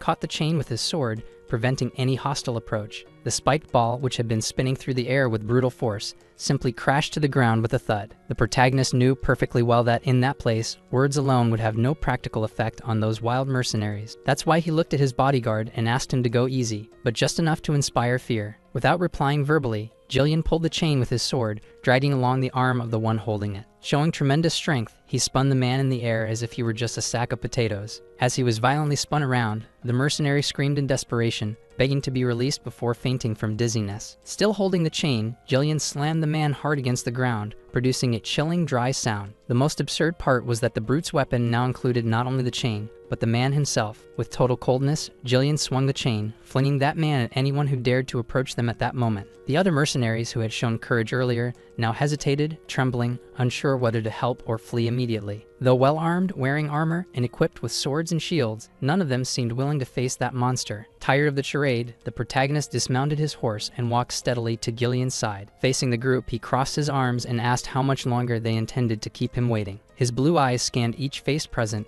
demanding they immediately summon the captain of that cowardly and noisy band. Under pressure, one of the men ran to a tent, saying the chief was sleeping deeply. A few minutes later, all the mercenaries lined up, holding their spears, finally adopting a minimally professional and respectful stance. The captain stepped forward with firm steps, announcing himself as Kara, leader of the Cerberus mercenaries, that feared group. Kara was a light-skinned man with messy red hair and a robust build, flaunting muscles that looked hand-sculpted. He raised an eyebrow, crossed his arms, and asked directly what the reason was for that sudden visit. Without patience, the protagonist shot back, asking if the man really thought he had come to play at fighting games. Kara, irritated, commented that even a noble should learn a bit more about manners and respect. Ghislaine smirked and replied that this was, in fact, his polite way of greeting important people. Laughing sarcastically, Kara said that if that was politeness, he feared to know what rudeness looked like. With tempers more controlled, both sat inside the main tent, where they could finally discuss important matters. The protagonist was direct, making it clear that he wanted to hire the group to explore the dreaded forest of beasts. Upon hearing this, some of the guards present began murmuring, visibly uncomfortable, afraid to even talk about that cursed place. Kara narrowed his eyes, crossed his arms, and asked what kind of lunatic would propose something like that. The young lord then formally introduced himself, proudly stating that his name was Ghislaine Perdium, Lord of Perdium. As soon as they heard that name, all the soldiers burst into laughter, thinking he was just the young man from the rumors. In that moment, all the respect he had earned from the initial clash vanished like smoke in the wind. Kara then stood up, kicked the chair, crossed his arms, and said the negotiation was officially over. He ordered his men to expel the two of them immediately, saying he wouldn't waste time with boys playing at warlords. Unshaken, Gillian gripped his weapon firmly, ready to defend his young master, while Ghislaine remained calmly seated. With a sharp gaze, the protagonist asked if the captain was afraid of entering the forest, by any chance. Staring straight at him, he added, was everything he had heard about the Cerberus skills nothing but lies? Kara, feeling challenged, propped his feet up on the table, laughing, saying he didn't accept being mocked. He reminded them that as mercenaries, they weren't obligated to accept any job, much less take orders from spoiled youths. Ghislaine, provoking him further, replied that it was typical of cowards to make up lame excuses to hide their own fear. Kara's smile vanished immediately, replaced by a stern expression, clearly displeased with the direct affront. He sighed, looked up at the ceiling of the tent, and commented that, at this point, it wasn't even worth killing him. The young man crossed his legs, closed his eyes, and declared that he wouldn't leave without what he came for. It was then that, staring directly at Kara, he pronounced a sentence that left everyone speechless, including the experienced Gillian. "I demand a Moriana recognition," he declared, his voice firm, without showing any sign of hesitation. As soon as they heard this, everyone in the tent froze completely, staring at him as if they had seen a ghost appear. Even Gillian, accustomed to his master's absurdities, had no idea how he knew about that secret tradition. Care, with a mix of surprise and disbelief, asked if Ghislaine truly understood the weight of what he had just asked. Raising an eyebrow, Ghislaine replied that not only did he understand, but he demanded it to happen immediately, no more delays. The Moriana recognition was a traditional duel between mercenaries, done with hands bound and very specific rules. Each opponent held a small dagger without infusing mana, and the combat took place inside a delineated circle. If anyone stepped outside the circle, they would automatically be declared the loser, with no right to appeal. However, the most curious part was that the loser didn't just surrender, they had to swear total obedience to the winner. Kerr, laughing, commented that basically, the loser became the other's lapdog, having to follow their orders blindly. Gillian silently wondered mentally how, in the name of the heavens, his young master knew such a specific tradition. However, to refuse it would automatically mean cowardice, and no mercenary with honor would accept carrying that stigma for the rest of their life. Given this, Kerr laughed loudly, stood up, and shouted to the men to prepare everything, as the duel would take place right there. Both had their arms tied to each other, positioned within the circle, each holding a simple dagger. The mercenaries shouted, cheering for their leader, wishing for him to crush that spoiled boy and end the nonsense. Kerr, suspicious, commented that the boy must have heard about this somewhere and was now blatantly bluffing. Pulling Ghislaine's arm, he whispered in his ear that he had already done that recognition 5 times and won every time. Ghislaine, smiling almost demonically, returned the pull, getting closer to the redhead's ear, and responded in a dark tone. 5? Funny, because he's done this more than 100 times in my entire life. At that moment, Kerr realized that, for the first time, he had accepted a duel where he had no idea who he was facing. After hearing those words from the protagonist, that man no longer showed such confidence. With that, both quickly pointed their weapons, aiming at each other without hesitation. The skill of both seemed very similar at first, as they both managed to dodge attacks at the exact same time. However, they avoided each other, staring firmly at one another, knowing this wouldn't be easy. They knew that the next strike would truly count, as the initial one was just a test. Thus began something frantic, where each blow was thrown in an attempt to destabilize the opponent. That recognition was something out of the ordinary, where both pulled each other, trying to avoid hits. Even at a disadvantage, the protagonist moved fiercely, showing extreme experience and absolute control of his body. He truly displayed all the experience accumulated from over 100 times in this type of combat. However, they continued fighting without landing any truly impactful blows on the opponent. The protagonist noticed when the rival made a strange movement with his feet, something suspicious. Immediately, he tried to avoid the blow, using his own leg as defense against the movement. When doing so, he clearly noticed another strange movement the man made at that moment. Kerr, looking directly at him, said that he had hoped the protagonist would last much less. Seeing that precise movement, he believed that the man had truly done many recognitions before, but he refused to believe it was more than 100, thinking that statement was a lie. With that, he charged forward, determined to end the duel immediately. The atmosphere was filled with shouts, the mercenaries desperately cheering for their captain to emerge victorious. However, every time the captain looked directly at them, they lost some of that spontaneous excitement. In the middle of the crowd, Gillian realized by himself that this was already a completely lost battle. The arena was small enough that any imbalance would cause someone to fall to the ground. Additionally, the rule of not using mana forced both to fight using pure strength. The intertwined arms drastically limited movement freedom, making everything much more exhausting and risky. He clearly noticed that his young master could barely dodge, block, and attack in the same sequence. Watching from a distance, Gillian believed the opponent had total control and was dominating the fight. He thought that if the situation worsened further, he would intervene to protect his young master. At one point, to avoid a heavier blow, the protagonist ended up in a bad position. As a result, he was thrown up, and the opponent tried to use that to throw him. However, this didn't happen, as the protagonist managed to adjust his body and land back on his feet. Even so, Ghislaine noticed he was starting to feel pain exactly in the spot where he had blocked earlier. He knew the damage was much greater due to the absence of mana that normally protected against impacts. The opponent was smiling, believing the protagonist was already pale and clearly close to his limit. As he attacked, the redhead thought the man was just being stubborn and resisting pointlessly. He watched with sarcasm,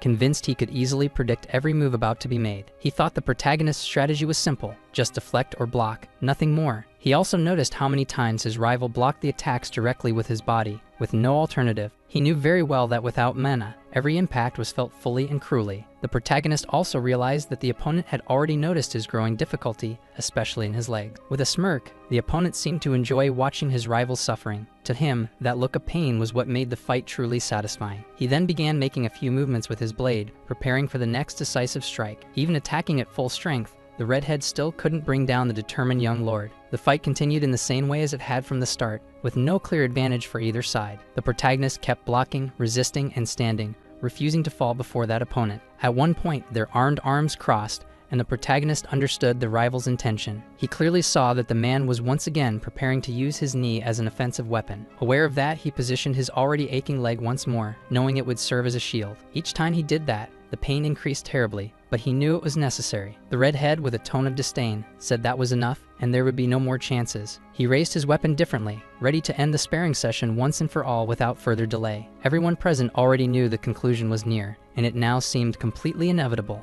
In response, Jillian discreetly drew the weapon on his back, prepared to intervene without hesitation. However, the blonde young man gave a faint smile, realizing that a worthy clash was finally about to begin. When the redhead attempted a simple strike, he failed so disastrously that it shocked everyone. For the first time, he left a grotesque opening, something that should never have happened in that moment. He glanced sideways as he saw the protagonist dodge a blow that no one had ever avoided before. With that movement, the protagonist practically redrew the entire circle, stepping completely outside the planned route. Thus, he managed to strike the redhead directly on the side, hitting his unprotected rib. The man could hardly believe he had actually been hit, and everyone was completely stunned. Even Gillian was as shocked as the mercenaries who had been watching everything unfold. Now the redhead could no longer make a single mistake. Every move had to be executed with perfection. But driven by rage, his senses were much weaker, making him even more vulnerable to mistakes. That was exactly what the protagonist wanted, to destabilize, break his mental focus, and force him to slip. All the men present grew tense, as the young lord had managed to seriously wound their captain. Still, many believed the captain was just playing around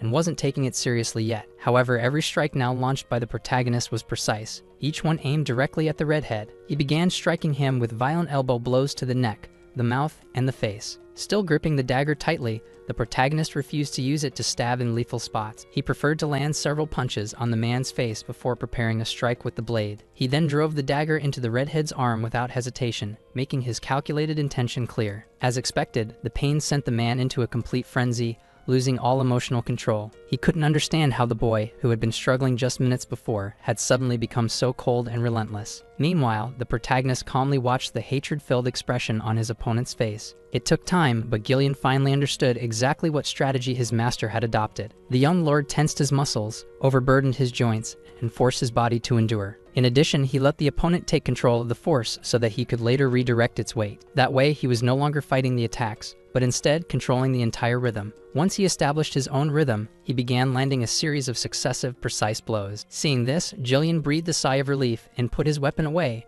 realizing he no longer needed to intervene. The other mercenaries shouted in desperation, begging their captain to fight back. They were about to become a joke. The protagonist, however, stared firmly at that man, recognizing that his resilience was truly admirable. He stated that any other enemy would have already broken the rules to escape such a desperate situation. The redhead smiled, admitting that for the first time, it seemed the protagonist had truly done everything. He said that anyone who became captain through recognition knew they could never break the rules they were meant to uphold. The protagonist enjoyed hearing that, especially coming from the redhead, who now admitted to being at a disadvantage. He then realized that simply overwhelming the enemy wasn't enough anymore, as there was a second fundamental condition. The redhead began to exert excessive force on their intertwined arms, aiming to force the other to fall. He intended to win using the rule that whoever stepped out of the circle would be automatically defeated. He believed that no matter how skilled the protagonist was, it would only take a step outside, and he would immediately lose. Victory seemed practically certain. All that was left was to wait until the young lord stepped out. However, at the critical moment, the protagonist moved his body in a strange way, something never seen before. He flexed his weight, redirected his force,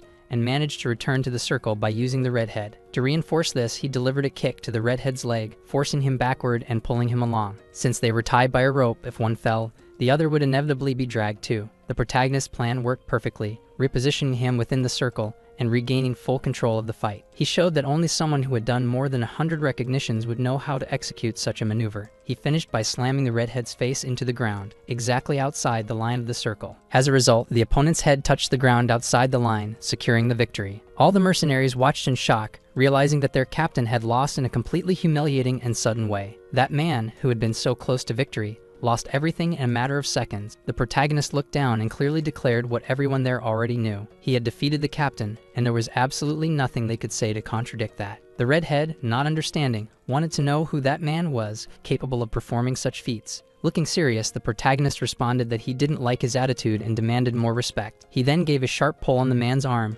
forcing him to stand while still speaking. The redhead responded that the fight was over and that there was no need to continue. The protagonist, however, smiled and replied, "No, you haven't stepped out of the circle yet." And preparing a punch, he warned that now he would personally teach that subordinate good manners. Thus, after gearing up for the punch, he needed to teach a lesson to his new subordinate. And so once again, that man fell with his face projected outside the circle. The redhead put his hands in front of his face, trying to protect himself while desperately screaming. The rule was as clear as day: he couldn't step outside the circle. However, this only earned him another lesson, taking another hit squarely in the face. The protagonist then asked if he intended to follow the rules on the battlefield as well. While saying this, he applied a few more well-placed lessons to that already battered face. When the redhead tried to respond, the protagonist told him to shut up immediately. After all, he hadn't given permission for the subordinate to speak at that moment. Before the man could say he was a lunatic, he got another dose of discipline. The young lord seemed to have gained quite a liking for educating that man in a rather forceful manner. The other mercenaries didn't even know if it was right to let him keep punching their leader. When the redhead's face became incredibly swollen, he screamed desperately, begging for him to stop. He said he didn't want any more education as he had already learned everything necessary. However, once again, the protagonist yanked the man back into the circle without any mercy. Rearming his fist once more, he warned that the man wasn't completely done yet. Now it seemed that the redhead had finally understood exactly what he was trying to convey. He shouted, looking at his men, asking if they intended to watch this in silence. The mercenaries tried to muster the courage to help their leader in this completely disproportionate massacre. However, they were immediately discouraged by Gillian, who was holding his small axe threateningly. With a terrifying aura, Gillian made it clear that anyone who interfered would be crushed immediately. Given this, everyone understood that it would be far wiser to wait for the Lord to finish his lesson. The redhead, realizing that no one would dare intervene, now found himself in an extremely complicated situation. His face was absurdly marked by the long minutes of discipline he had received up until that point. The protagonist looked directly into the redhead's eyes and asked if he had finished his drama. He then adjusted his clenched fist again, signaling that the lesson was not over yet. He educated the redhead once more until he understood that not all nobles were the same. Unlike the nobles he knew, this one was not a useless, puffed-up figure. Nor was he a cruel narcissist, one of those who paid mercenaries just to inflate their own egos. It was exactly for this reason that the redhead earned the infamous title of Mad Dog over the years. However, at that very moment, he was clearly losing to a brat with a heavier fist. A nobleman was training him to exhaustion, gripping his arm tightly without mercy. The surrounding mercenaries looked on with concern, thinking that if it continued, their leader might die. The protagonist, staring at the man, wondered whether that was enough or not. He quickly glanced at the surrounding mercenaries and asked what exactly they were waiting for. He said they should immediately fetch water, bandages, and a towel before the captain passed out. Everyone understood that the lesson was over and could finally intervene without fear. At the entrance of the location, a wooden sign clearly displayed the symbol of the Cerberus group. While all this was happening, Gillian simply observed and reflected on how enigmatic that man was. It was strange to see unruly mercenaries obeying the orders of a young lord so naturally. Meanwhile, the protagonist insisted that they carry water, fetch towels, and bring the bandages. The redhead knew that in the mercenary world, where the fist ruled, something had changed. That young lord had shown who was truly in charge, turning the mad dog into a loyal pup. When the redhead recovered a bit, he saw the protagonist placing a contract on the table. The young lord pointed precisely where he should sign, with ink and quill already prepared. The redhead, his face completely swollen, looked at him with a somewhat saddened expression. Reluctantly, he took the quill and signed at the indicated spot without any objections. As soon as he finished, he muttered in a deep voice, ironically calling the protagonist sweetie without thinking. The young lord's expression instantly hardened, and he seriously asked what he had just said. Fearing another round of education, the redhead quickly retracted and said it would be a pleasure. He said he would be very happy to work alongside him from that moment on without issue. When the protagonist grabbed the redhead's arm again, he feared more punches to the face. However, the young lord merely said that from now on, they were part of the same family, like brothers. He also said he hoped to get along very well working with the redhead from then on. After that agreement, a few days passed, and the surroundings of the territory of Perdium became busy. Soldiers were on standby, chatting casually, not understanding why they had been summoned so early. Some yawned, having no idea why they had been called to that place early in the morning. Rumor had it that the one who hired them was the young lord responsible for those lands. They thought it would be an easy job since the boy seemed completely harmless. Suddenly, a muscular man clapped his hands, asking everyone to pay close attention to him. That was Gordon the Muscle, as everyone knew him, always standing out in a crowd. He said that to deal with that brat, they needed to choose a representative to make demands. He volunteered himself, as he had perfect posture and knew how to negotiate with nobles. He explained that if they didn't unite their voices, they wouldn't get everything they wanted there. His speech seemed to convince the others, who agreed to let Gordon be their spokesperson. A bald man beside him looked suspicious and asked exactly what Gordon planned to do. He replied that he intended to pressure the boy, demanding extra compensation for the job. He said everyone should start putting money into the pouch, reinforcing his role as their representative. As they argued, they noticed someone approaching, so they quickly composed themselves and adjusted their postures. From afar, they clearly saw someone riding a white horse coming in their direction. They soon realized it was the young lord of the territory of Perdium, exactly who they had been waiting for. Judging by the clothes, they were sure that was their employer, even though he was completely alone. Gordon, with all his flair, told everyone to put on mean faces to intimidate the boy. He truly believed he was about to teach the brat how things worked in the real world. However, his eyes caught something that made his spine freeze and his hands start to sweat. That young lord was not alone. Several renowned mercenaries began appearing behind him. Among them was the feared captain of the mercenaries and, of course, the infamous mad dog Cerberus. Someone in the group immediately recognized the helmet shape. It was the Cerberus mercenaries. The redhead and his men walked silently, heads down, not daring to say a word.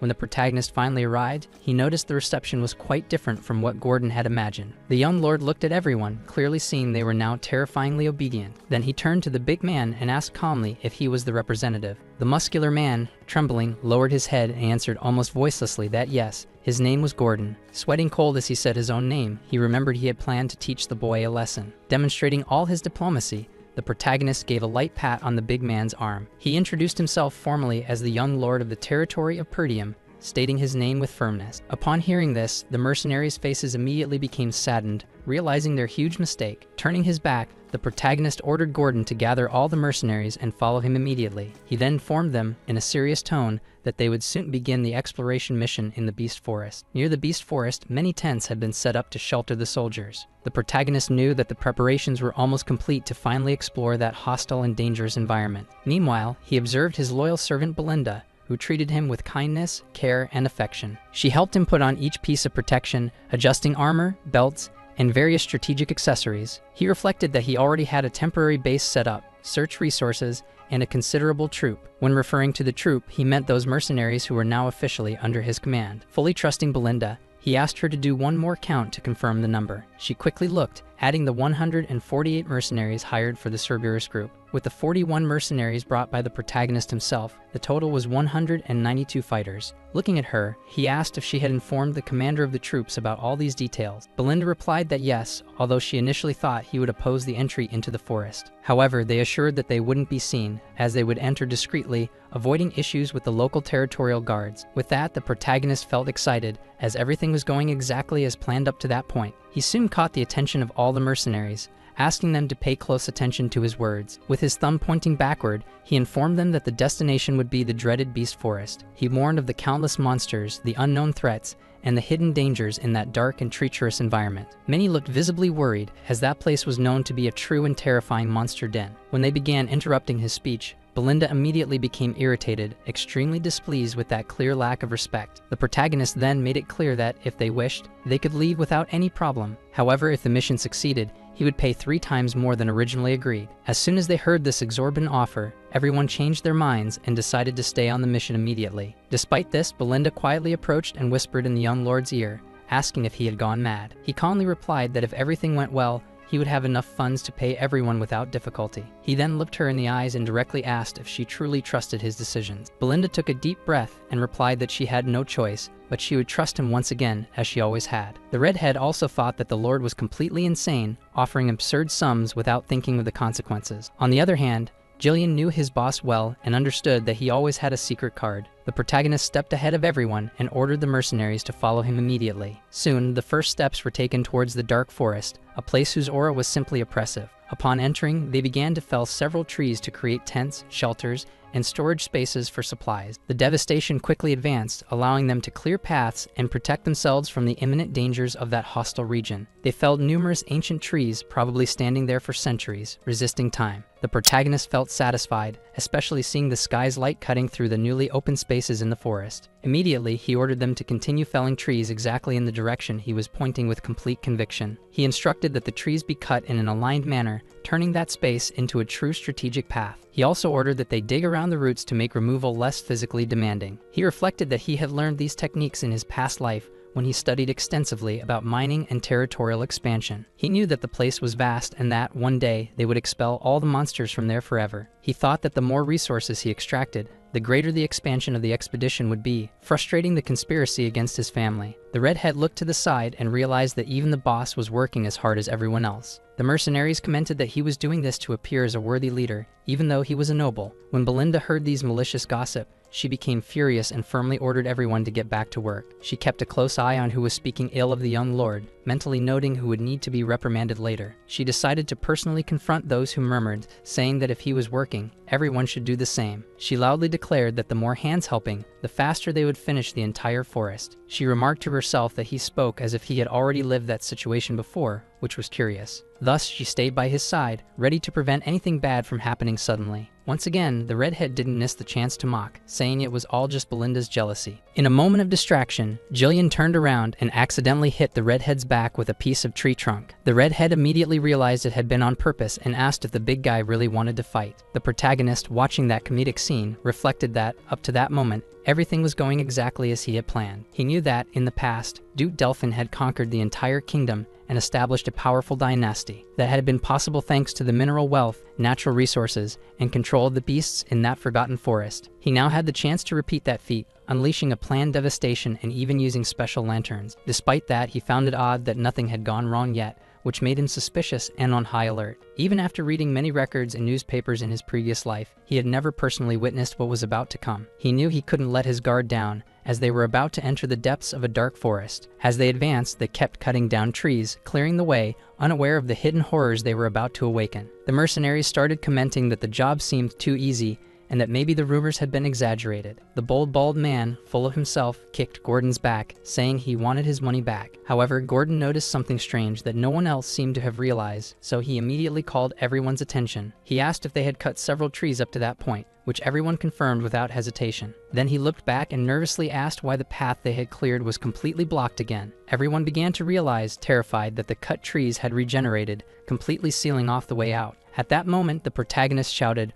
ordering everyone to pay maximum attention as they were clearly in an ambush. The atmosphere, which had seemed calm before, grew heavy and tense, leaving everyone visibly nervous and wary. Immediately, the protagonist called Gordon, asking him to move away from that tree, or he would die right there. He told him to walk slowly, without sudden movements, taking just one careful step at a time. However, for a man Gordon's size, moving so cautiously was nearly impossible. Clumsily, he ended up bumping the tree trunk with a piece of wood he was still carrying on his shoulder. The wood fell with a loud thud, and at that instant, everyone realized that something terrible was about to happen. The mercenaries were shocked, as that noise seemed to have awakened something evil hidden in those trees. The big man looked to the side and was completely terrified to see the tree growing in an abnormal way. It seemed to be walking slowly, moving its roots like legs, approaching him with an absolutely terrifying and suffocating presence. Everyone began to notice that there was something very strange and supernatural happening with that specific tree. Meanwhile, the protagonist, arms crossed, simply watched from a distance, curious to see how it would end. The bald man tried to defuse the situation, laughing, saying their boss was scared just because he was a noble. He calmly pointed toward Gordon, trying to prove that nothing was happening,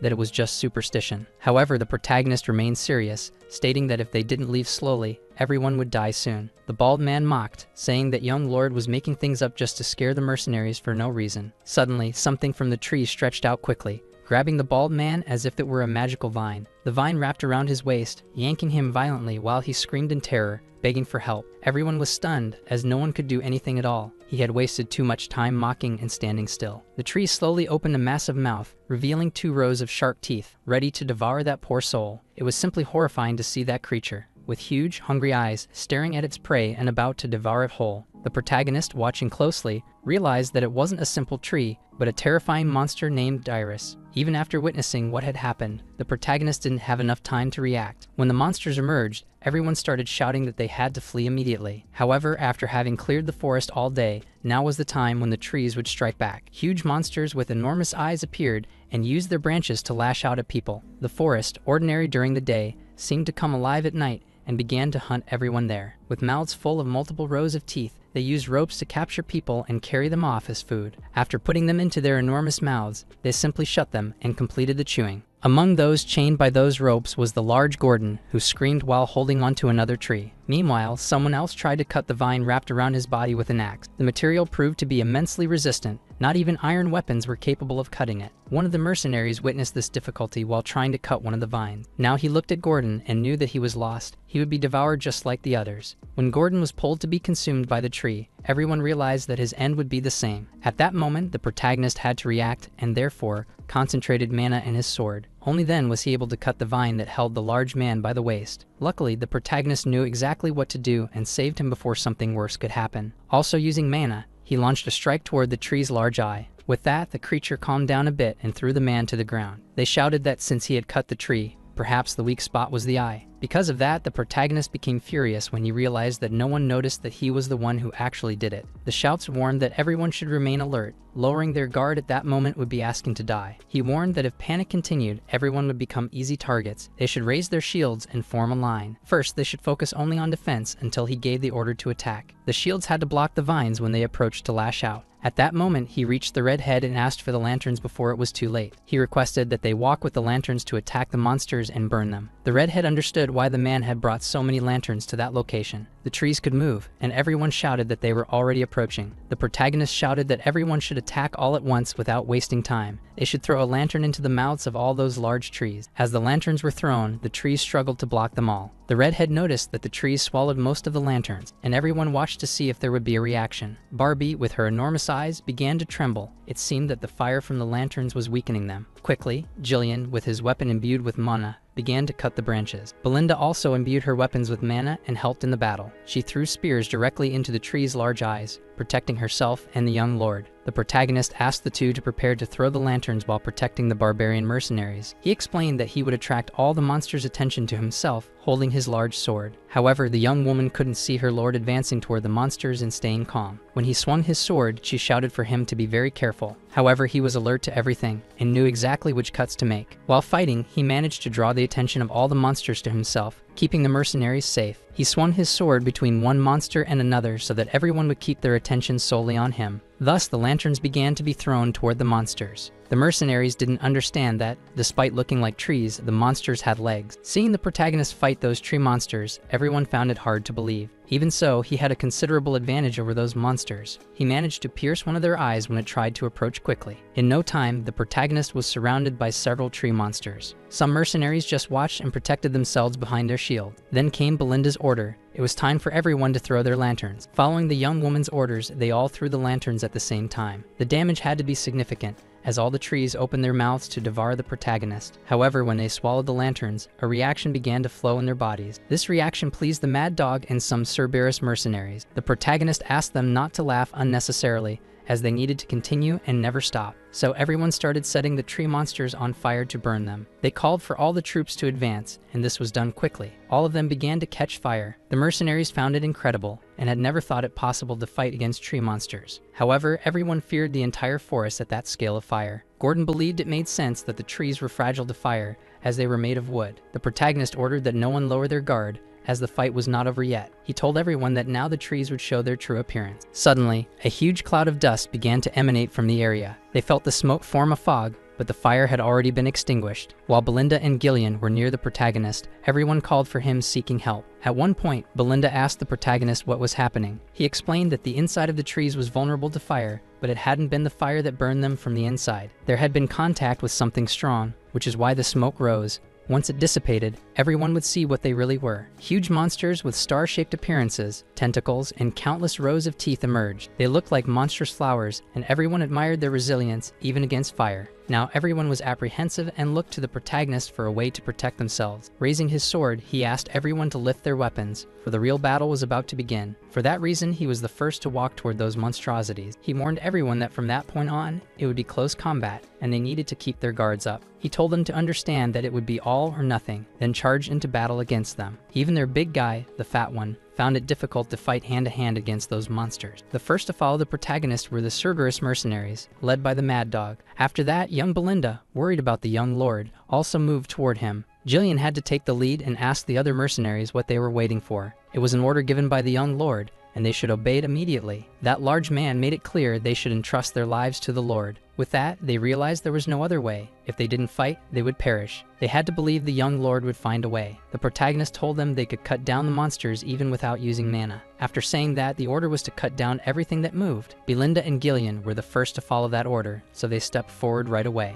Thus, everyone followed the protagonist and managed to defeat the monsters with ease. He knew that hesitation in that place was a walking disaster. His role there was to eliminate the hesitation of those who followed his orders, so he always took the first step. He managed to shove his sword inside the mouth of one of those monsters, proving it wasn't hard to defeat them. His precise strike drove the sword through and sliced in half whatever was moving. He knew that by doing so, he showed everyone that it was possible to make the impossible come true by his side. He was the first to completely bring down one of those monsters and prove it was possible. Now, the mercenaries realized that worse than the trees was that protagonist. However, the young lord warned them not to lower their guard at any moment, as more monsters could appear. It was no coincidence that the forest was called the Beast Forest. They were only at its entrance. That motivational speech left many mercenaries terrified just imagining what awaited deeper inside. Even so, the protagonist asked them not to fear anything and that, if they stayed on guard, everything would be fine. After all, he would always be at the front protecting them, and so he turned for everyone to see his face. He spoke firmly, telling them to trust and follow him, because with him,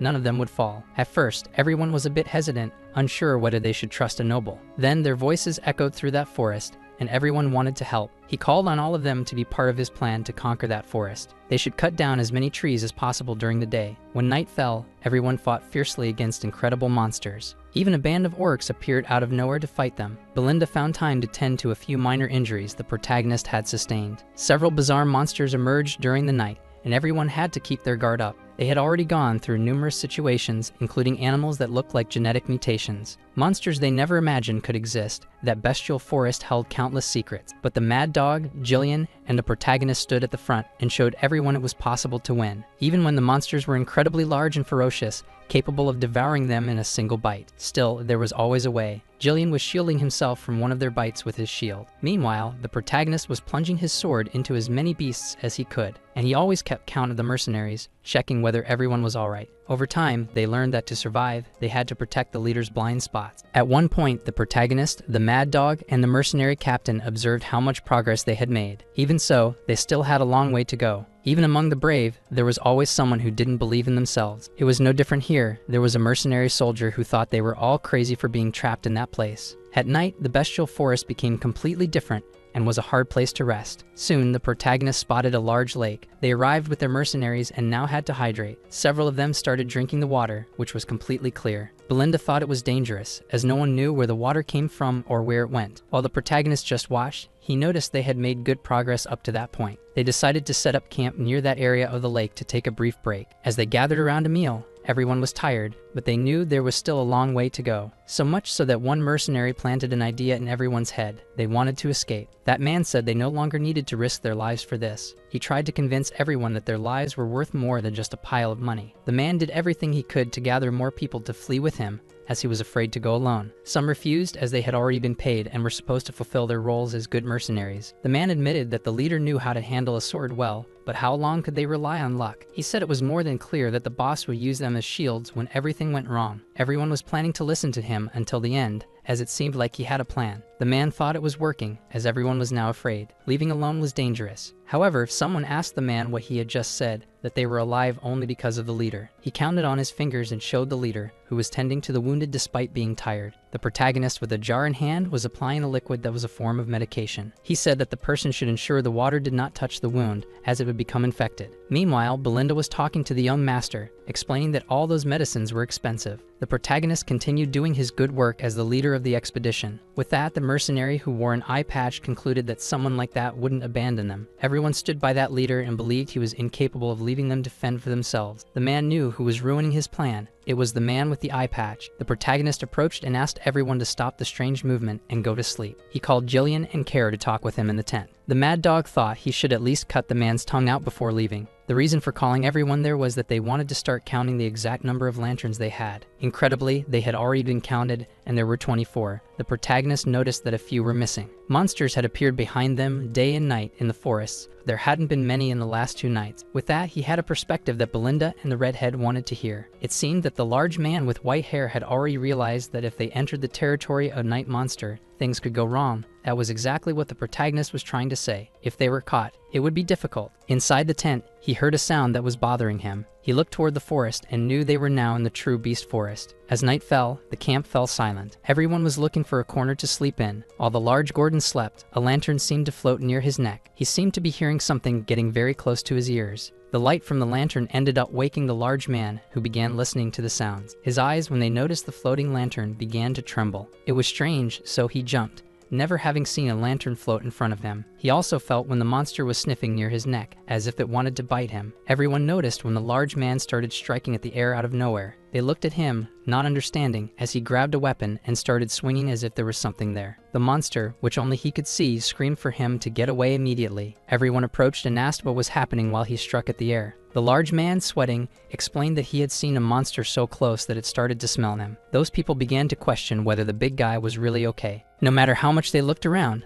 they didn't notice anything, so they concluded that he was imagining it. When he looked back, he realized that whatever it was that had been close had disappeared. He tried to explain that he wasn't crazy, but everyone thought it was just a nightmare. Another person, a mercenary, approached them and said that the big man wasn't crazy. Indeed, the man with the eye patch and another with a scar had woken up and seen the floating lantern. Not just them, but several others had seen that manifestation happen near them. With that, the scared man concluded that it was no longer an illusion but a fact. Something was circling the camp, probably the night monster. The protagonist arrived and noticed that they had already understood the gravity of the situation. Everyone wanted to talk to him about what was happening, but he asked them to stay calm. He said they should gather as he would tell them everything that was going on. Everyone gathered outside the tent, while the protagonist and his closest allies were inside a meeting. Gordon was one of those inside the tent with the leader, and upon hearing that there really was a monster, he was terrified. The scared guy also found it strange that he knew that, since even they hadn't seen it clearly. The protagonist, with a serious look, said that they had probably started following everyone once they got close to the lake. That was one of the monsters that ruled the beast forest during the night, called the Hunting Shadow. They could hide in the darkness, making them invisible, and physical attacks wouldn't work on them either. They were shocked when the leader said there were hundreds, maybe thousands of them. Belinda concluded that this was why the lanterns had been disappearing one after another. The redhead got upset,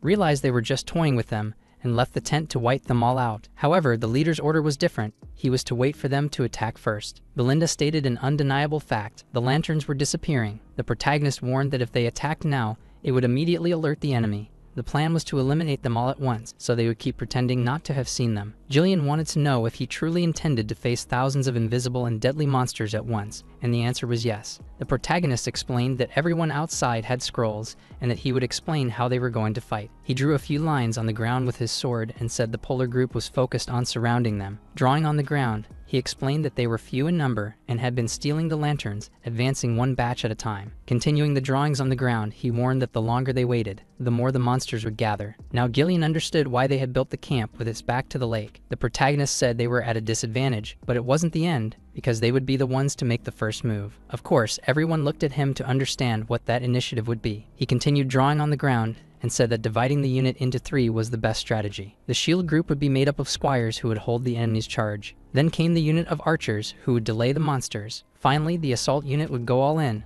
under his command, using every type of weapon. The drawings on the ground showed that the shield and archer units would stay at the center, blocking the enemy's advance. Meanwhile, the elite assault unit would target the weak point, which became clear through the drawings he was making. He pointed his sword at another drawing and said that would be their guarantee of victory. Everyone observed those sketches on the ground. The main thing was for the shield and archer units to endure as long as possible. Belinda asked everyone to calm down because she had something to say. She had a question: if the monsters couldn't be harmed with physical attacks, how were they going to defeat them? With that, the protagonist simply glanced sideways at her, while everyone waited for his response. He stared at the girl and said he had already figured it out. It would be with magic scrolls. This was all requested so that the whole group, while maintaining formation, would hold out until the leader broke it. The monsters had taken the last lantern, and now something was heading their way. The protagonist knew about the formation because it had been written in the newspaper he read in his past life, and he thought about that as he walked. While observing the scroll, he knew those monsters were weak against light. That's how, when a light source appeared, they would reveal their true forms, and with that, the protagonist would tear a piece of paper. Seeing that, they activated all the magic scrolls at once. They had to use that spell first. Yes, everyone was casting it. After the activation, those lights in the sky would attract everyone's attention. They would march with all reinforcements to the place indicated by the lights. Many of them would be affected by the brightness on the way and wouldn't even be able to get close. With that, the shield group noticed the darkness had vanished,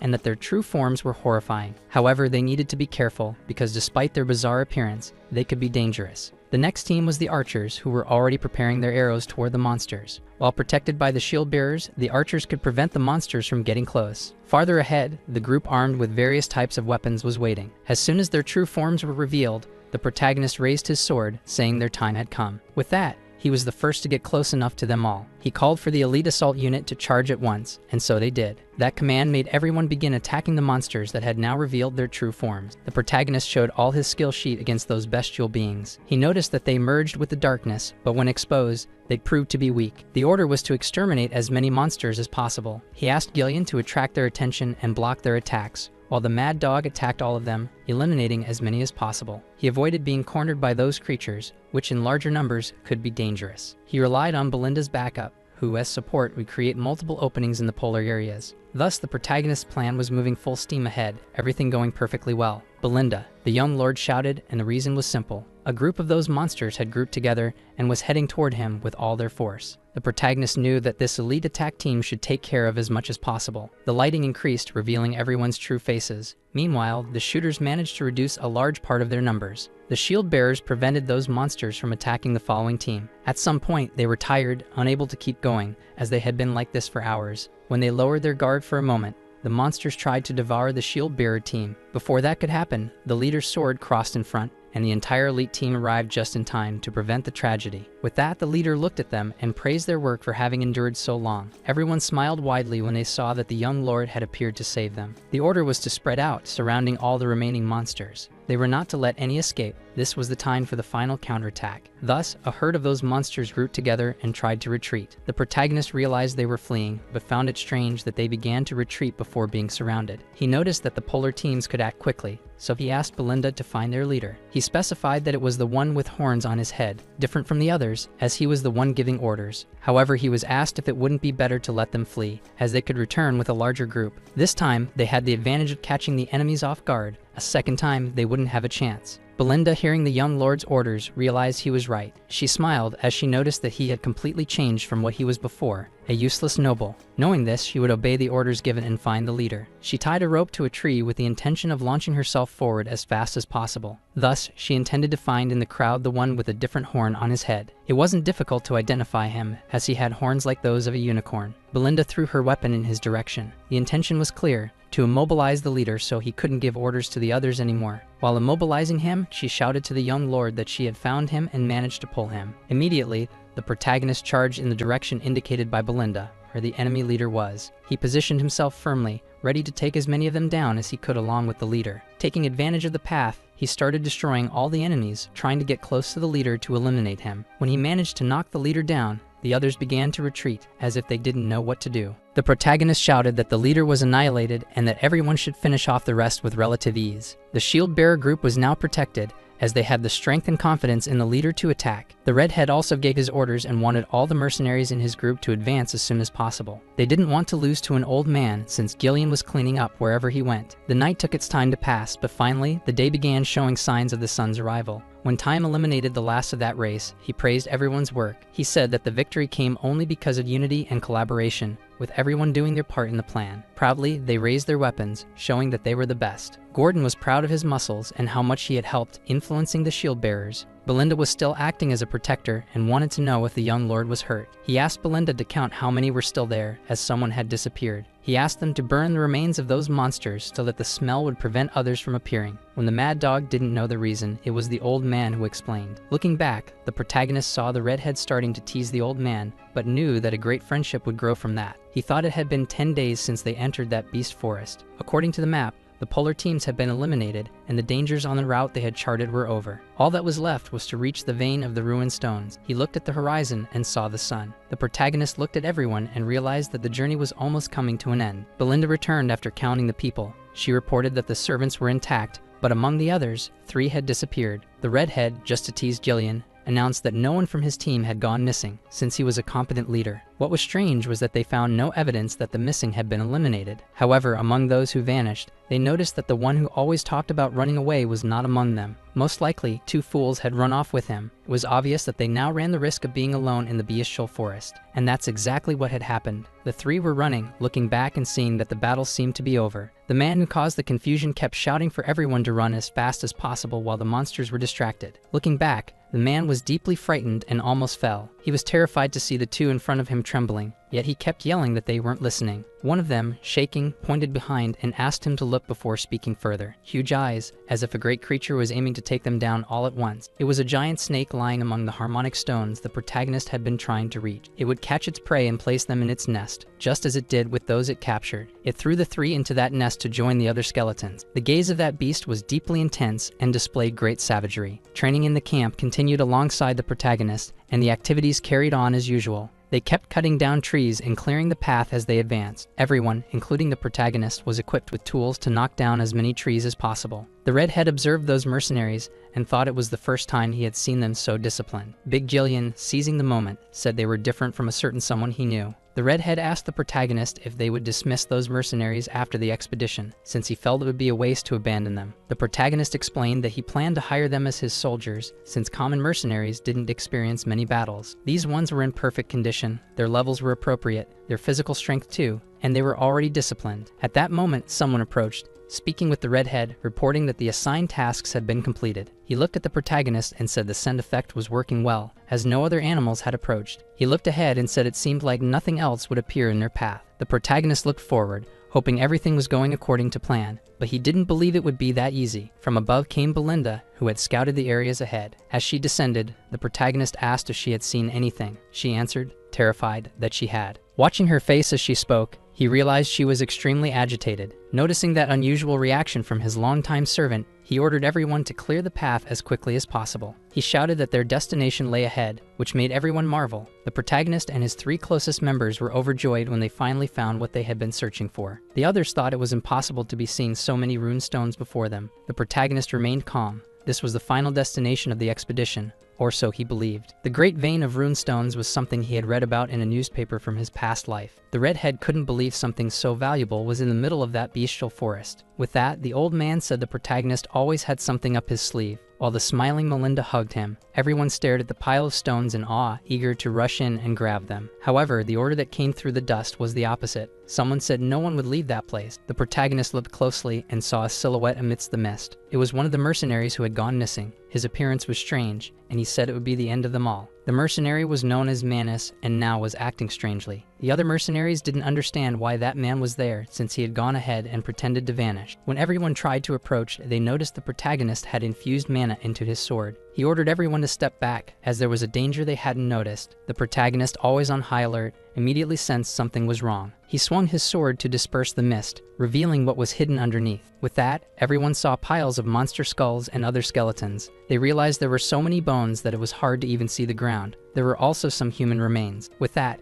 everyone was to stay on high alert, as the protagonist believed they wouldn't be able to mine in peace. He also noticed that a toxic gas was emanating from the bodies and mixing into the atmosphere. The problem was that the protagonist noticed there was nothing about it in the journal. He asked everyone to pay attention and prepare for the fight. When he said this, a gigantic snake appeared right in front of him. It was enormous and opened its mouth as wide as it could. The protagonist gripped his sword tightly and warned everyone to shoot as quickly as possible. At first, everyone was frightened by the size of the reptile, but they needed to follow the order immediately. As the protagonist charged to attack the large serpent, he relied on his agility to dodge. He circled around the huge creature, looking for a weak spot to strike. He thought that if he attacked directly at its skull, it might have a greater effect. But when he tried to pierce it, he noticed that even using mana, he couldn't even scratch it. This was also noticed by Gillian and the redhead, who were watching the fight from below. The problem was that the enormous serpent's scales were as hard as steel. From its mouth came a large amount of venom, which it shot toward the protagonist. Luckily, he noticed it would hit him and dodged. Only his cloak was hit. However, the snake was going to attack with the tip of its tail. He quickly noticed the movement. He braced himself, as he was always on high alert, but almost got hit. The great reptile was very fast and realized when the tail was coming toward him again. The reptile seemed satisfied, thinking it had landed its strike. The young Belinda also believed this, shouting for her young master. The mercenaries began waving their weapons toward the giant serpent to try and move it. However, everyone had to be very careful, as that giant snake could throw them far away. Seeing the mercenaries somewhat paralyzed, Jillian had to intervene. He grabbed some who were about to be massacred and ran with them. Meanwhile, Belinda pulled others with her whip-like weapons. The Cerberus leader also reacted in the best way possible to defend his mercenaries. Shouts for help came from all directions. Everyone wanted to know if the Lord had been attacked by the snake. They didn't know that he was in a practically safe spot, as she hadn't managed to eliminate him. Seeing this with their own eyes, there was no more doubt. That creature was the mistress of the vein of runic stones. The great reddish python was the master of that place. It was one of the monsters marked as impossible to hunt in that expedition. It was a surprise it was deeper in the forest. The chance of winning there was almost null. Retreating and waiting for an opportunity would be more valid. However, he decided he wouldn't waste time. He needed those stones, and holding one, he made a decision. If he gave up at that moment, everything he had gone through would have been in vain. He decided he would put an end to that snake and activated his mana flow.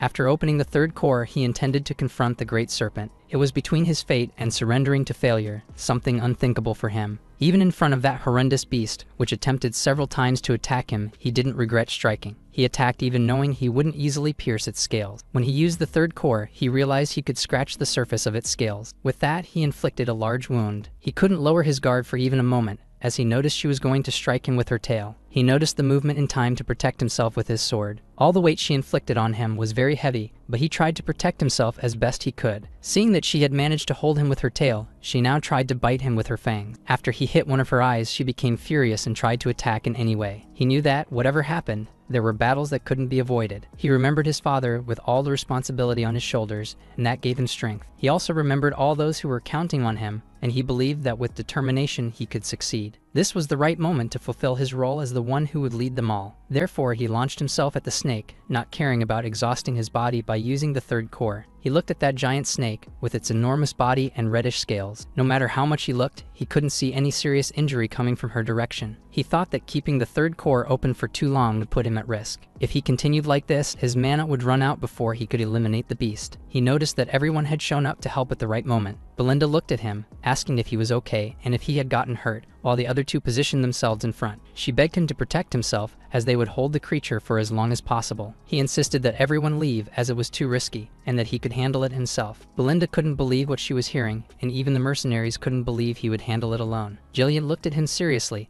and asked why he was doing that. He replied that not even he could guarantee their safety against a monster of that species. He warned that he couldn't risk losing all of them. Even so, Belinda didn't want to leave. She wanted to stay and help. She looked at him and thought that getting this far had been an incredible miracle. She couldn't understand why he insisted on continuing. Still, he didn't seem to change his mind, holding his sword in a commanding way. At that moment, the enormous snake spewed a large amount of its venom. He grew furious and ordered everyone to leave that place immediately. With an extremely serious tone in his voice, everyone began to run, to protect themselves and the young lord from the venom the serpent was releasing over them. Now he had to come up with another strategy, because he realized they wouldn't retreat. But when the mercenaries shouted that they would fight alongside the young lord, they began to see him as an equal and knew that their survival was thanks to him. The redhead, resting his large sword on his shoulder, said that if they managed to kill the monster, everything there would be theirs. Belinda also said she would never leave the young lord behind, and that Gillian would create a distraction to open a gap. They wanted him to believe in them, just as they believed in the young lord's potential. Against that argument, there was nothing he could say. He just looked at everyone and explained that the serpent was abnormally large. He made them reflect on the fact that its venom was deadly and that its reddish scales couldn't be pierced. He told everyone that if the snake landed even one attack, they would die instantly. But even so, Belinda didn't back down. He, staring at the giant serpent, said he would bring it down and strike its other eye. Then he raised his sword and called everyone from the Beast Forest expedition to eliminate the monster together and return home. That gave all the mercenaries renewed courage, and now they had a real reason to fight. Even though he went ahead to face a giant, furious, reddish snake, none of them would retreat. The protagonist, along with his three main members, moved with the intention to attack and find a weak point. The redhead, using his strength, managed to pierce one of the great python's eyes. After that blow, it became extremely enraged and began to swing its tail frantically. Gillian also landed a strike, driving his axe into the area where it twisted. Meanwhile, the protagonist launched himself to deliver another blow he had planned to be fatal. As soon as he managed to pierce it with his sword, the great python, despite knowing the future, felt that everything was unfolding according to plan, but now real fighters stood beside him. If he didn't act, everyone would perish, so he joined them,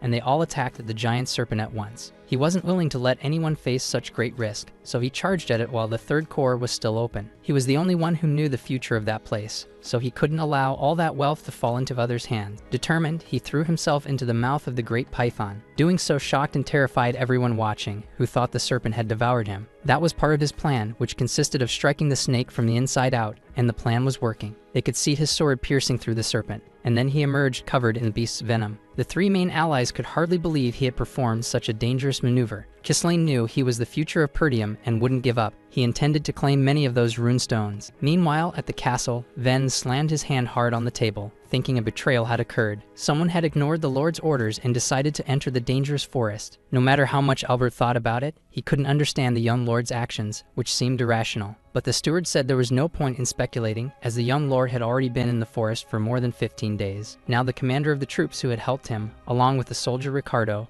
were imprisoned for treason. Meanwhile, the Lord listened to all that discussion during the meeting and remained silent. He seemed deeply worried about his son's actions. The captain of the knights said it was urgent and that they needed to accompany him. The count wanted to know what was happening with Ronald, and they informed him that the young Ghislaine, after going through so much in that bestial forest, was returning, now victorious. Upon arriving, he met with the key members who were at the castle at that moment. He couldn't avoid the intense and suspicious stares, because just like the three, his father was also watching. Now the young lord was supposed to explain everything, but he only told his father that he had recently returned. The count was certain he had blocked his son's access to the beast forest. Ghislaine apologized but insisted it had been an extremely necessary measure for the greater good. Everyone present at the meeting believed that nothing could justify such a need and couldn't understand. The captain of the knights explained that entering the beast forest was considered an unforgivable crime. However, the young man explained that, as everyone could see, he was alive and the monsters hadn't attacked. No one there believed that the young man was lying or using words just to justify himself. Even so,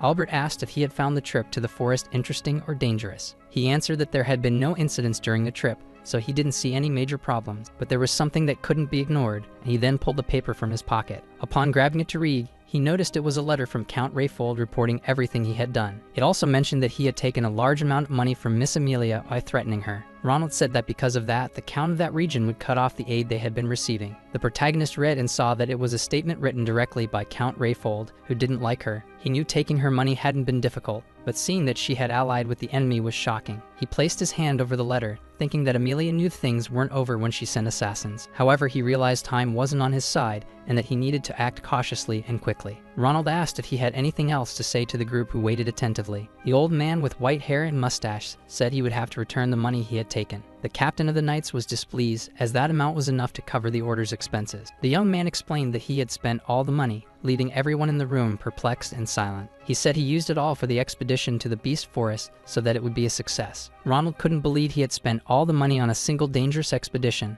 The young man apologized, saying he had no other option and wouldn't have done anything differently. At the very least, he hoped the captain of the knights would understand his situation during that difficult time. Suddenly, the captain grabbed him by the collar and said he had been far too reckless. He accused the heir to the throne of trying to destroy his own territory with his poor decisions. The white-haired man pointed a finger at him and said he had lost his place in society. The young man asked everyone to stay calm and promised he would personally repay all the necessary money. He said he would pay off the debt in full, which made his father curious to know how. The young man called Belinda and asked her to enter the room with a small box. The young woman came in carrying a small box that instantly drew the attention of everyone present. Ghislaine stood up and commented that if he only wanted to go to the forest, he wouldn't have spent it all. When the young woman opened the box, everyone was dazzled by the intense shine of the blue stones inside. The protagonist explained that he had gone to find high-grade rune stones and that the box was full of them. Now everyone was amazed to see such unexpectedly valuable, top-quality stones. It was the same old man who wanted to expel and treat the heir like a criminal who now admired the stones. He didn't even mention that he had mined those stones in the forest, proving that his expedition had been truly productive. Ronald held the stones in his hands and said that if they were unique, the value still wouldn't be enough. The young man said those wouldn't be enough alone, but the rest would cover the full debt. With that, he explained that the camp had been mining day and night, gathering valuable resources. They also had the bodies of monsters slain during the mining process in the forest. Everyone at the meeting, along with the Lord, could now see everything the young man had accomplished in the past 15 days. The old man with white hair couldn't believe the young man had done all that in such a short time. The Lord wanted to know from Belinda if all it had been acquired in a single expedition, and she confirmed. She said they had to face enormous monsters to reach the stones,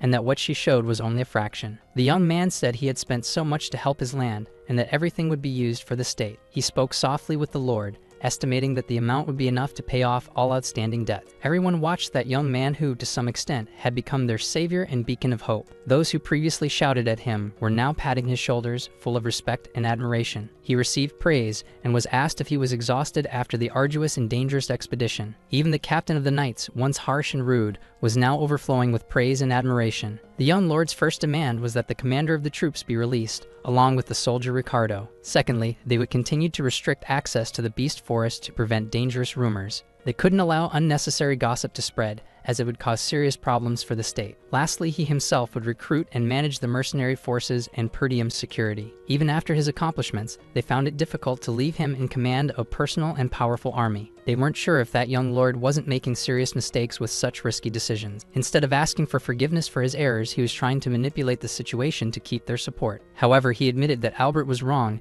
and said he was only setting conditions to maintain support. If anything were even slightly interfered with, they would suffer financially, and they couldn't afford that. Despite Ronald asking his brother to intervene, he merely observed while his son bargained. His group showed up calling him boss, wanting to know the next orders for the mission. Now everyone was gathered and noticed he was in the middle of an important negotiation. Jillian reported that the transport of the rune stones was nearly complete and awaiting orders. The redhead also spoke of the completed tasks, informing that the trees had been successfully removed. He asked what they planned to do with the giant python captured during the difficult expedition. He was informed that the python would be dismantled, with the venom and other parts properly stored. His father, seeing all of his son's progress, called Ronald over and remarked that the mercenaries' presence was remarkable. They were recording from afar and still couldn't understand how the young lord emanated so much power and control. The count looked at his son, realizing he was a great negotiator with a promising future. He noted that they formed an elite unit and asked if they were truly such a specialized force. He went on to say that making rebellious mercenaries follow orders was something that should be recognized and valued by everyone. The protagonist didn't want his father to speak of the mercenaries that way, as they were essential. If it weren't for them, the expedition would never have been a success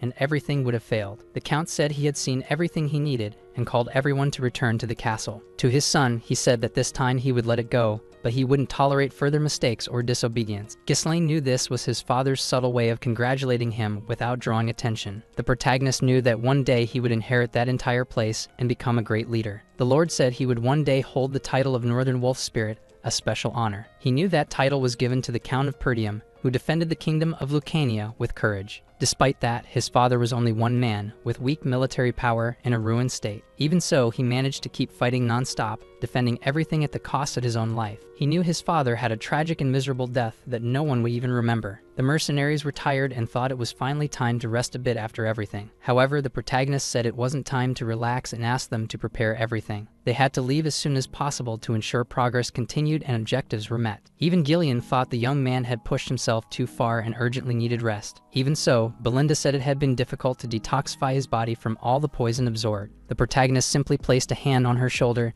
and asked her to keep believing in him. He looked deeply into her eyes and said he would always count on her, as he always had. In that way, he convinced the three main members to remain by his side, firm and confident in his leadership. He knew that news of the rune stones would spread very quickly across the kingdom. That's why they had to prepare as soon as possible. Even though he was already very tired, he thought that once they reached a level where no one would dare challenge them, then they could finally rest. His body was exhausted, and after a few steps, he collapsed to the ground, unable to go on. Our video ends here. If you enjoyed it, please like and subscribe to the channel. Until next time, bye bye.